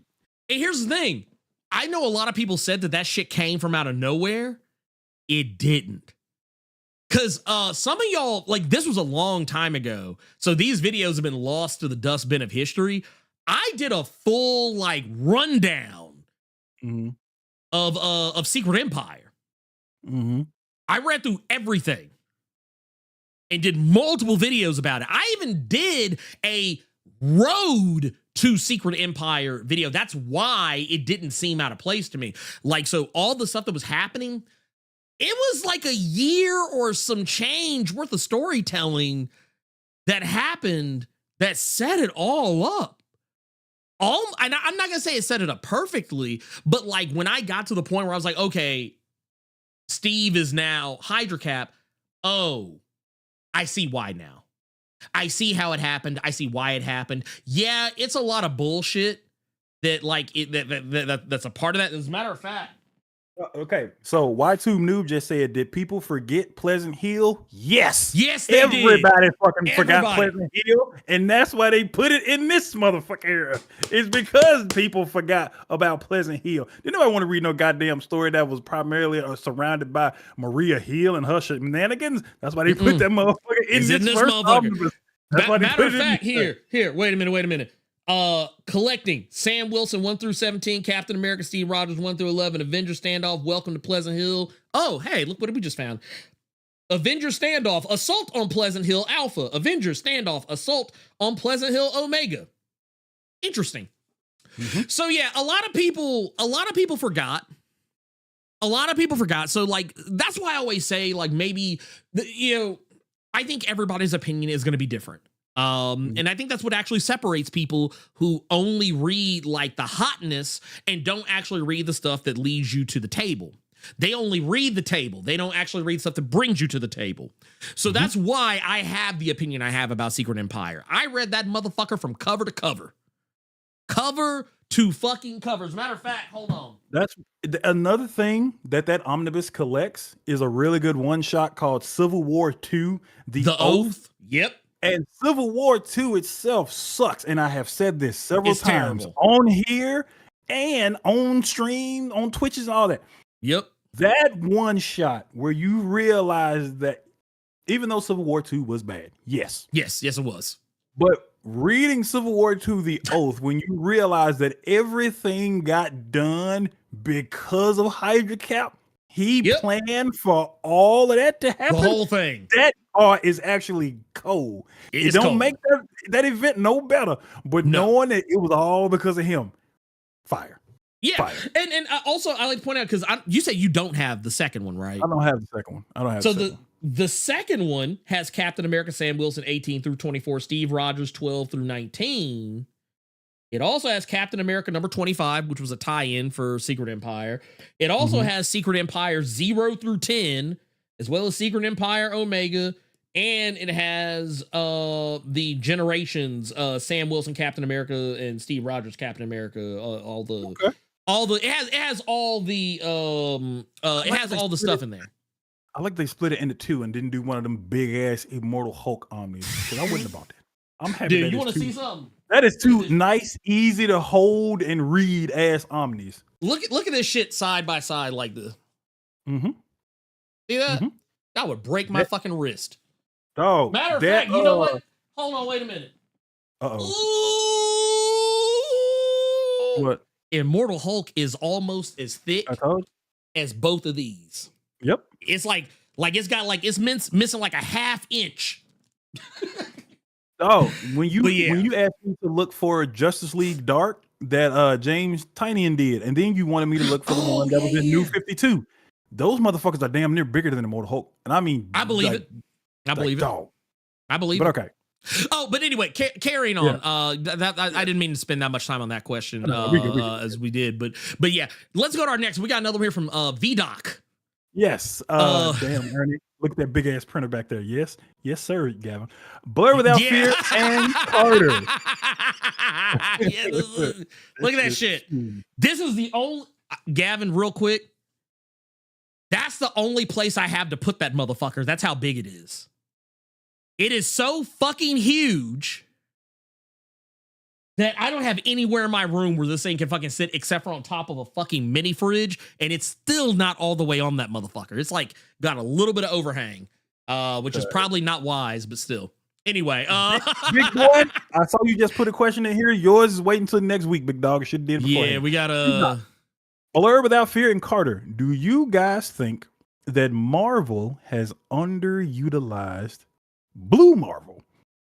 I feel like he has the potential to be one of, if not the greatest, black superheroes. They could use him to explore the more dimensional side of Marvel, like how dimensions work and various different ones out there. They could even introduce new threats for him and Earth that are from new dimensions as well.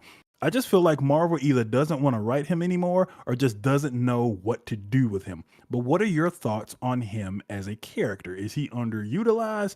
Or is he fine as is? I think he is underutilized, but it's for 100%. a very specific reason. Yeah. And this is something that Ernie and I discussed once.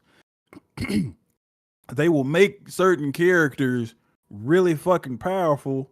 So then they ain't get to write them no goddamn more, because how would you incorporate them into a goddamn story? We had a whole Sentry series and Sentry wasn't even fucking in. Right, and then when they did bring Sentry back before that, it was killed them off immediately to just show you how someone else was powerful than he was in comparison. He was like supposed to be the big gun. Was it like how long was that Sentry series they did before he got killed off? It was like, what was it, 8? 5, 6. No. Or was 6? Was it 6 it was issues? Like 5 or 6. It was 5 or 6. Okay, was that the one that Jeff Lemire did? No, who did that? This was not Jeff Lemire, because this is when that young lady became the Sentry. No. I'm talking about the one before that. The one where like the one before that was Jeff Lemire. Okay, that's what I'm talking. The one where he got the new costume and they redid how the Void works. They did Annihilation in space again with him. Yeah, that was because like I remember they did that, and then you didn't see that motherfucker again for a while. He came back for was it King in Black, and then got ripped in half. Died immediately. I'm talking about like that. But no, I 100% agree with Carter. He is underutilized, and for very different reasons. It is largely because he is difficult to write. Not to say they can't come up with stories for him, but because it's difficult to justify. Yeah, they don't want to come up with stories for him. I think is actually maybe, I would actually agree with that too. But like also characters like Blue Marvel, Sentry, Monica Rambeau, characters like that, you have to write them. Like, matter of fact, they specifically came up with excuses as to why Monica Rambeau and Blue Marvel weren't around for Absolute Carnage. They literally came up with excuses like, oh yeah, they're off doing some other shit. Yeah, that's why you only see them if you do see them. Yep, Hyperion's another one. It's a conversation. That's all it is. It's just a little conversation. They can't show them full potential using their thing, because who the fuck gonna write that? Funny enough, big dog, I actually looked up that newest Sentry series with the young lady that became the newest. Yeah, she comes Solaris is what her name is now. That shit was only 4 issues. I don't remember that. Yeah. It wasn't. Well, and the thing is, I actually thought about doing a video about it because it was a fascinating story. It just was like, because they did. Okay, so remember how we talked about the thing that we knew they were going to do? Yes. They kind of slick did it. The whole thing where they were like, oh, someone's going to wind up becoming the Sentry. Someone's going to wind up being the Void. They don't expressly do it, but they make it very clear that the dude who's the bad guy of it, who also gets the Sentry power, he's basically the bad parts of Sentry. Yeah. Oh, and just FYI, since you brought it up and you sound interested, is they got it over there for the 5. I'm good. I'm good. Okay. I'm I sorry. don't like it that much, nigga. I heard Dude, I didn't like it that much. Honestly, I like the Jeff Lemire joint. Like, okay. I like that. That book was fire. Remember, Carter, you've heard me say this a lot, on and off mic. You know, there's some characters that you initially don't like, but then someone comes along and does like they bring on a writer that just, for whatever reason, like you like, okay, I get it now. Like kind of like with Legion for me. Yeah. Legion for me, Kid Omega for me. Like when Benjamin Percy was writing Kid Omega, I was like, okay, I get it now.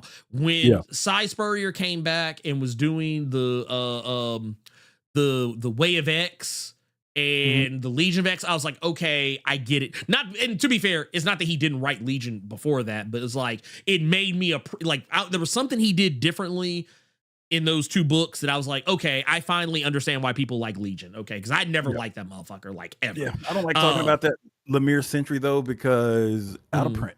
Can't get it. It's that's dude. You know what I actually started doing because man, I know we're going off on a tangent here. That Thunderbolts trailer, when they did the whole thing where like the whole city was like blacked out. Yeah. I initially went into the mindset of that shot from Secret Empire where they showed the entire city like when they had blackout. Yeah. Basically put the whole, like wrap the whole city in darkness is what I initially had thought of. But you know what else I ended up thinking about when they did that? Because it actually is, excuse me, it's actually more tangential to Century. Is when they did the whole thing where Century actually does it himself. Mm-hmm. Do you remember? It was after it wasn't Dark Reign, but it was Dark. It was still the Dark Avengers book. Don't get me wrong. It was still the Dark Avengers book, but it was in let me see if I can. Yeah, here it is, right here. When he did this shit. Yeah, that I think that was when Siege, because like Dark Reign and Siege kind of bleed into each other. Yeah, I remember that one because that's when Norman, and that specific scene is when Norman he went to talk him down, and that's when Norman realized he was talking to the Void. I explicitly remember that scene. Yeah, dude, you know what they need to do? I don't know if they've done this. Maybe correct me if I'm wrong. Shoot. I feel like they need to take Dark Reign and Siege and just put like a double omnibus out for that. Because I feel like Siege and Dark Reign, they're treated as 2 separate events. But you really can't read one without reading the other. Like you can't pick up Siege. Like let's say you came back during Siege. You can't just pick up Siege. So what they've done, just for you to know, and for anyone else that's interested in reading it, this is how you would have to buy it. Yeah. You would have to buy the newest. They came out with a thick trade as Dark Reign Thunderbolts. And they've also come out with those Marvel Epic collections of Dark Avengers. And then you could get Siege. I still have my deluxe hardcover of Siege when it first dropped. And this one, I was still in Memphis. Yeah. Or some shit. So I still have that. But yeah, that's, if you all want to look into that, Dark Reign Thunderbolts, that's recently just came out and got released, and the modern Epic collection of Dark Avengers, and then you just go into those 2 trades, and then Siege. So I will say this, let me correct myself. I'm gonna correct the record. Dark Reign is not an event; it's a rebrand.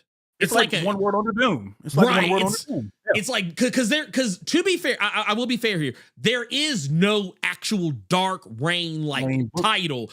It's almost kind of like it's just what's going on at the time.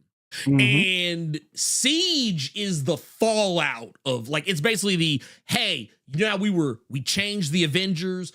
Norman Osborn's in charge. The X-Men are doing crazy shit over here. Thunderbolts are doing shit over here. Yeah, all this shit's popping off. Okay, Siege is everything that's a direct result of that. But yeah, I do find it incredibly strange that they have not like collected it all in one place. Because I'm not gonna lie. You know why? I can tell you why. Because you know what else they would have to collect, which was the catalyst that started everything? Secret Invasion. Oh shit! That was you're how right. he. You're right. Yeah, You're got right. that power in the first place. Yeah, was Secret you're right. Invasion. Yeah, So, yeah. You do have to see. That's Like, why. honestly, yeah, and Secret Invasion is big by itself. That's Secret why. Invasion by itself is huge. So yeah, you know, I take everything back. But I do think Dark Reign and Siege, I think it is an actual war crime that shit has not been collected in one book. That is a fucking war crime. Or at least have a Dark Reign omnibus and a Siege omnibus that you can buy. Because now I'm thinking about it, that book would be huge. So yeah, that is The way they did the Secret Wars omnibus with the second half of Hickman's Avengers and New Avengers and then Secret Wars, you could. Yeah, They no. could if they You wanted could. to. You could. Yeah, no, you're right. You're If right. you motherfuckers can give us Shadowland omnis, you can give us. Nigga. There is a Shadowland omnibus, big dog. Oh yeah. Let's get the all right. Last question from the Discord. Yeah. Twin. Hello, Ernie and Carter. In your opinions, what's the ideal power level for a character study that explores tough questions about what it means to be a person who consistently tries to do the right thing despite setbacks like facing opposition and making mistakes? Man, I'm gonna be honest with you. Street level. Street level. It's not to say that. Actually, you know, okay. Let me amend that statement. Okay. I think, just to keep it in tune with what they're talking about, exploring tough questions about what it means to be a person who consistently tries to do the right thing despite opposition. I think that when you have super powered people, like when you have like your Supermans and whatnot, I think that's where you start asking a different question. But I think when it comes to having a character who is trying to do the right thing, I think it's always more interesting when the person is either a normal, regular man, like regular dash man, trademark, Sam Wilson, versus someone who even a person like Steve Rogers who has like the super soldier serum. I think Steve Rogers is the ceiling for power level, in my opinion, when it comes to that. But when you want to talk about optimal, like a Sam Wilson, like someone who is normal, no powers, they have to rely on ingenuity, sheer force of will, blood, sweat, and tears, and having some technology helps. But I don't think anyone should like honestly, Steve Rogers and Spider-Man are the fucking ceiling for me. Yeah. When it comes to that. So I gotta ask, with Go us ahead, being shoot. 3 hours and 20 minutes in here right now, do you still want to do questions from the chat or no? Yeah, you wanna we just can. wait for next week? No, Okay. we can do it. I have some already pulled up, so I mean, it ain't gonna take. Yeah, these will be quick, I promise you. Let's go. First one. This is from the Twitch side. This is from Ooby Dooby Doo. Says, question: did y'all get a chance to read the first issue of Bronze Faces from Boom Studios? I have not gotten a chance to check that out. I have not gotten to read that. Yeah, it's it says I'm not too well versed in Nigerian history, but it started strong. I need to read that. I have not read it yet, but now that you have reminded me about it, I'm going to go read it because that is something that was actually on my radar. That because of reading so many books, because of doing all these videos, a lot of the Black History Month I'm trying to do on the side. And also I'm actually writing in, man, this is crazy to say. I'm actually drawing one comic right now and writing another one at the same time. So, as well as supervising the completion of another comic. So right now, I'm stupid busy. So that's why I fell under my radar. I just haven't gotten to it yet. Yeah. It is literally behind. Oh, shit. Right here. It's literally behind me on the fucking shelf. I just haven't read There it you yet. go. Hey, look, I think it may be depending on what's popping off. Maybe we got time. Maybe we'll talk about it next week. Yeah. Oh shit! Hey, Gavin out here with the cosign says Bronze Faces is made by my college best friend. Everyone read it, dude. Okay, that's all you gotta say. Done. Even it was already getting read, like it was already getting read, but I mean now it's really getting read. So yeah, y'all need please. And actually, I do just real quick. I do actually want to just in case because I know I know a lot of people's. I don't want to say this word because it's going to make it sound stupid, but or make it sound dismissive, actually. But for those who are like, if you're not familiar with what it is, I know that's what it is. Bandwidth is what I mean to say.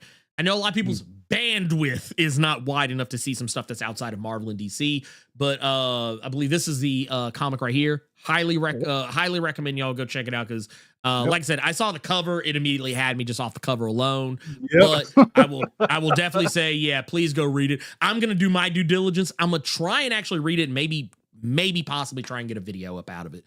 We'll see. We'll see what we do. Like, because I do want to promote this type of stuff. Oh shit, I didn't know this part of it, so you just put me on game. This is Shove is my boy. It's he and it's his brother Shobo making comics together. That's cold. That's actually cold. So now, okay, fuck it. All right. It's happening. It's happening. Fuck it. It's happening. We're just yeah, done. It's done. It's done. It's happening. So that is it right there. So that said, let's get to our next question. We got another one here. This is gonna be from ooh man, that might be a long question. I don't know how to. Okay, actually, you know what? Here. All right, we can just. I can actually say it's real quick. We got one here from G Martinez Max's question: what role does the algorithm play in radicalizing online audiences, and how are we going to hold creators accountable for fanning the flames of divisive or politicized views online? Here's the problem with that. The algorithm plays 110 million% a role in the radicalization of online audiences because rage is the number one moving thing. If you can incite someone's anger, that is always going to play better because I'm going to tell you why. The algorithm functions on engagement. Nothing moves engagement like anger and outrage. And the reason why is because when people are angered and outraged, A, they're going to click on the thumbnail. B, they're going to watch the content longer because they're angry. C, because they're going to comment on the content because they're angry. And not only are they going to comment on the content, they're going to come back and comment on the content because they're so mad that they keep coming back and engaging with it. Thus, more comments, thus, more engagement, thus, more reach because YouTube will say, oh man, people are really talking. That's why, like, you remember you used to always hear about videos getting massively disliked, and that used to be news.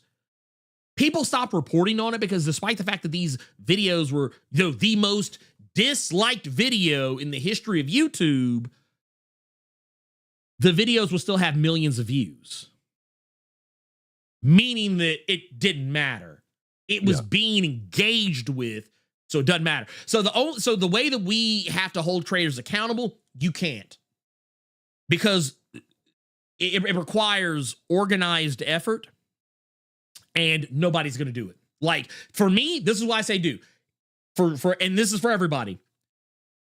If you see a video that you see is clearly trying to bait your anger, and I know because I do it sometimes. I do it for different reasons. I do it to bait the people that would be angry. Because I'm going to hit them with some positivity. But if you see that, like, a Geeks and Gamers, a Critical Drinker, a Nerdrotic, a Yellow Flash, a Hypnotic, a Heels versus Babyface, a Young Ripper, a Melanie Mac, if you will, if you see these people making these videos, a Quartering, mind you, a Tim Pool, a Matt Walsh, a Candace Owens, a Britt Baker or Brett Cooper, whatever the fuck her name was, the Ben Shapiro clone. If you see these people, why you bringing up AEW wrestling? Oh, sorry, sorry, I didn't mean to say Brett Baker. I meant Brett Cooper.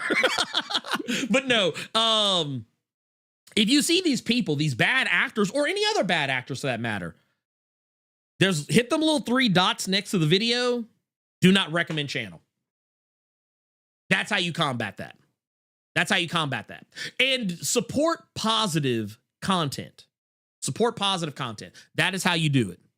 That is how you do it. That's the only way you can do it. And here's the thing. And this also even more so applies to like being on like Twitter, Threads, Blue Sky, wherever the fuck. And I need y'all to understand this. Do not, if you see a video or a post, whatever the fuck, do not engage with it. I know what some of you are thinking. No, I have to say something. I have to fight evil. I have to say something, to be the lone speck of light in the void of darkness. Stop that shit. You are not going to change their mind. And you are helping fan the flame because you've engaged. You see that shit? Block. Block the video. Don't recommend channel. Block the account. Don't recommend. They're going to say, yeah. Don't. No. Don't, I know what you think. You like. Y'all gotta stop being lazy, dog. Just hit them little 3 little dots. Just hit them 3 little dots, dog. It's a whole new world when you hit them 3 little dots and see them other options, bro. Stop being lazy. Yeah, just hit them 3 little dots. I think I said this on Nerds of Culture the other day. I saw a dude who clearly watched my Electrical Negro video and tried to make his own video. I'm not gonna say who the channel is, but because I'm not trying to hype them up. They saw my Electrical Negro video, I promise you, because they literally quoted me in a part of their video, so I know they fucking watched it. They can't even fucking lie and say they didn't watch that video and try and eat off of my table and eat off my plate. But I saw the video. I actually went good, well, and out of my way to find another one of their videos in my feed, because I did watch the video. I clicked on it, watched it, because I was like, let me see what they say. They didn't have anything to say. They literally had nothing new to add to the conversation. We're just talking out of their asshole for 15 minutes just to try and hit that sweet spot so they can get mid-roll ads. But no, when they did that shit, I literally went out of my way to find their shit because you can't do it from the channel. That's a weird thing about how YouTube works. You have to find it naturally in your home feed to be able to do the don't recommend thing. So I just kept scrolling, found their video, hit them little 3 dots, don't recommend channel. I didn't click like, I didn't click dislike, I didn't comment, nothing. Do not do any of those things. Don't even click on the video to dislike it, because that's engagement. YouTube does not track whether it's a like or dislike. It's the same. It's like The Office. It's the same picture. Like is engagement. Dislike is engagement. Positive comment is engagement. Negative comment is engagement. YouTube does not look at any of that shit. Engagement is engagement is engagement. Stop it. Do not give them what they want. That's how you fight that shit. Anyway, I'm sorry. I got okay, let me take the revolutionary hat off. And let's sorry. I apologize, Carter. Anyway, John Stewart says, question: why do Josiah Power and Josiah X look like cousins? It's because the big black man with the big ass beard. That's what it is. But it says Marvel and DC filing numbers off characters again. They really are. Carter, did you notice that shit? I noticed that. I noticed it as soon as I saw it. Yeah, I Josiah. noticed that quick fast. Y'all just reminded me. Let me get my blood pressure down. You just reminded me. I need to take my fucking blood pressure. Man, fucking. I'm gonna be completely honest with you. Just looking at the issue we got of Josiah Power and looking at the issue we got of Josiah X. Mm-hmm. I want some more of that Josiah Power. I'm sorry. Yeah, I need some more Power Company for me, dog. Give me that email GNW series immediately. Some of y'all ain't even gonna catch that joke. I fucking love it. Anyway, Detrick Morgan also with the question. This will be the last one. Have you seen Dion Cole cosplay as Show Nuff? I have not seen it, but now that you've said it, I'm pulling it up as we speak. Let's see. Nigga-ro. That is a mirror. Bruh. That's funny. Stop. Fucking stop. Hold on here. No, y'all got to see this shit. Y'all got to see this shit. What the fuck? That's funny. The Shogun. Harlem. Nigga, please. Dude, you couldn't convince me otherwise. That is 100%. No, that's Show Nuff. That's not cosplay. That's not cosplay. That is actually Show Nuff. That is him. He is him.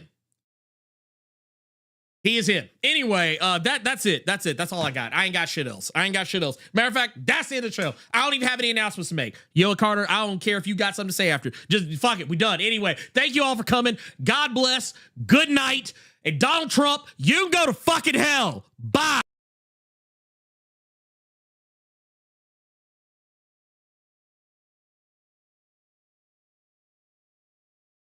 Quick. Oh, by the way, T1000, y'all get the post-credit scene. Thank you for that super chat. So I call my supervisor at Black History Month, Black History Month, Coon of the Week. Better drop some coin on y'all while I still can. Love these Blerd caves on Saturdays. We appreciate you, Pip. I'm going to say it again. Bye. Again, Donald Trump, go to hell.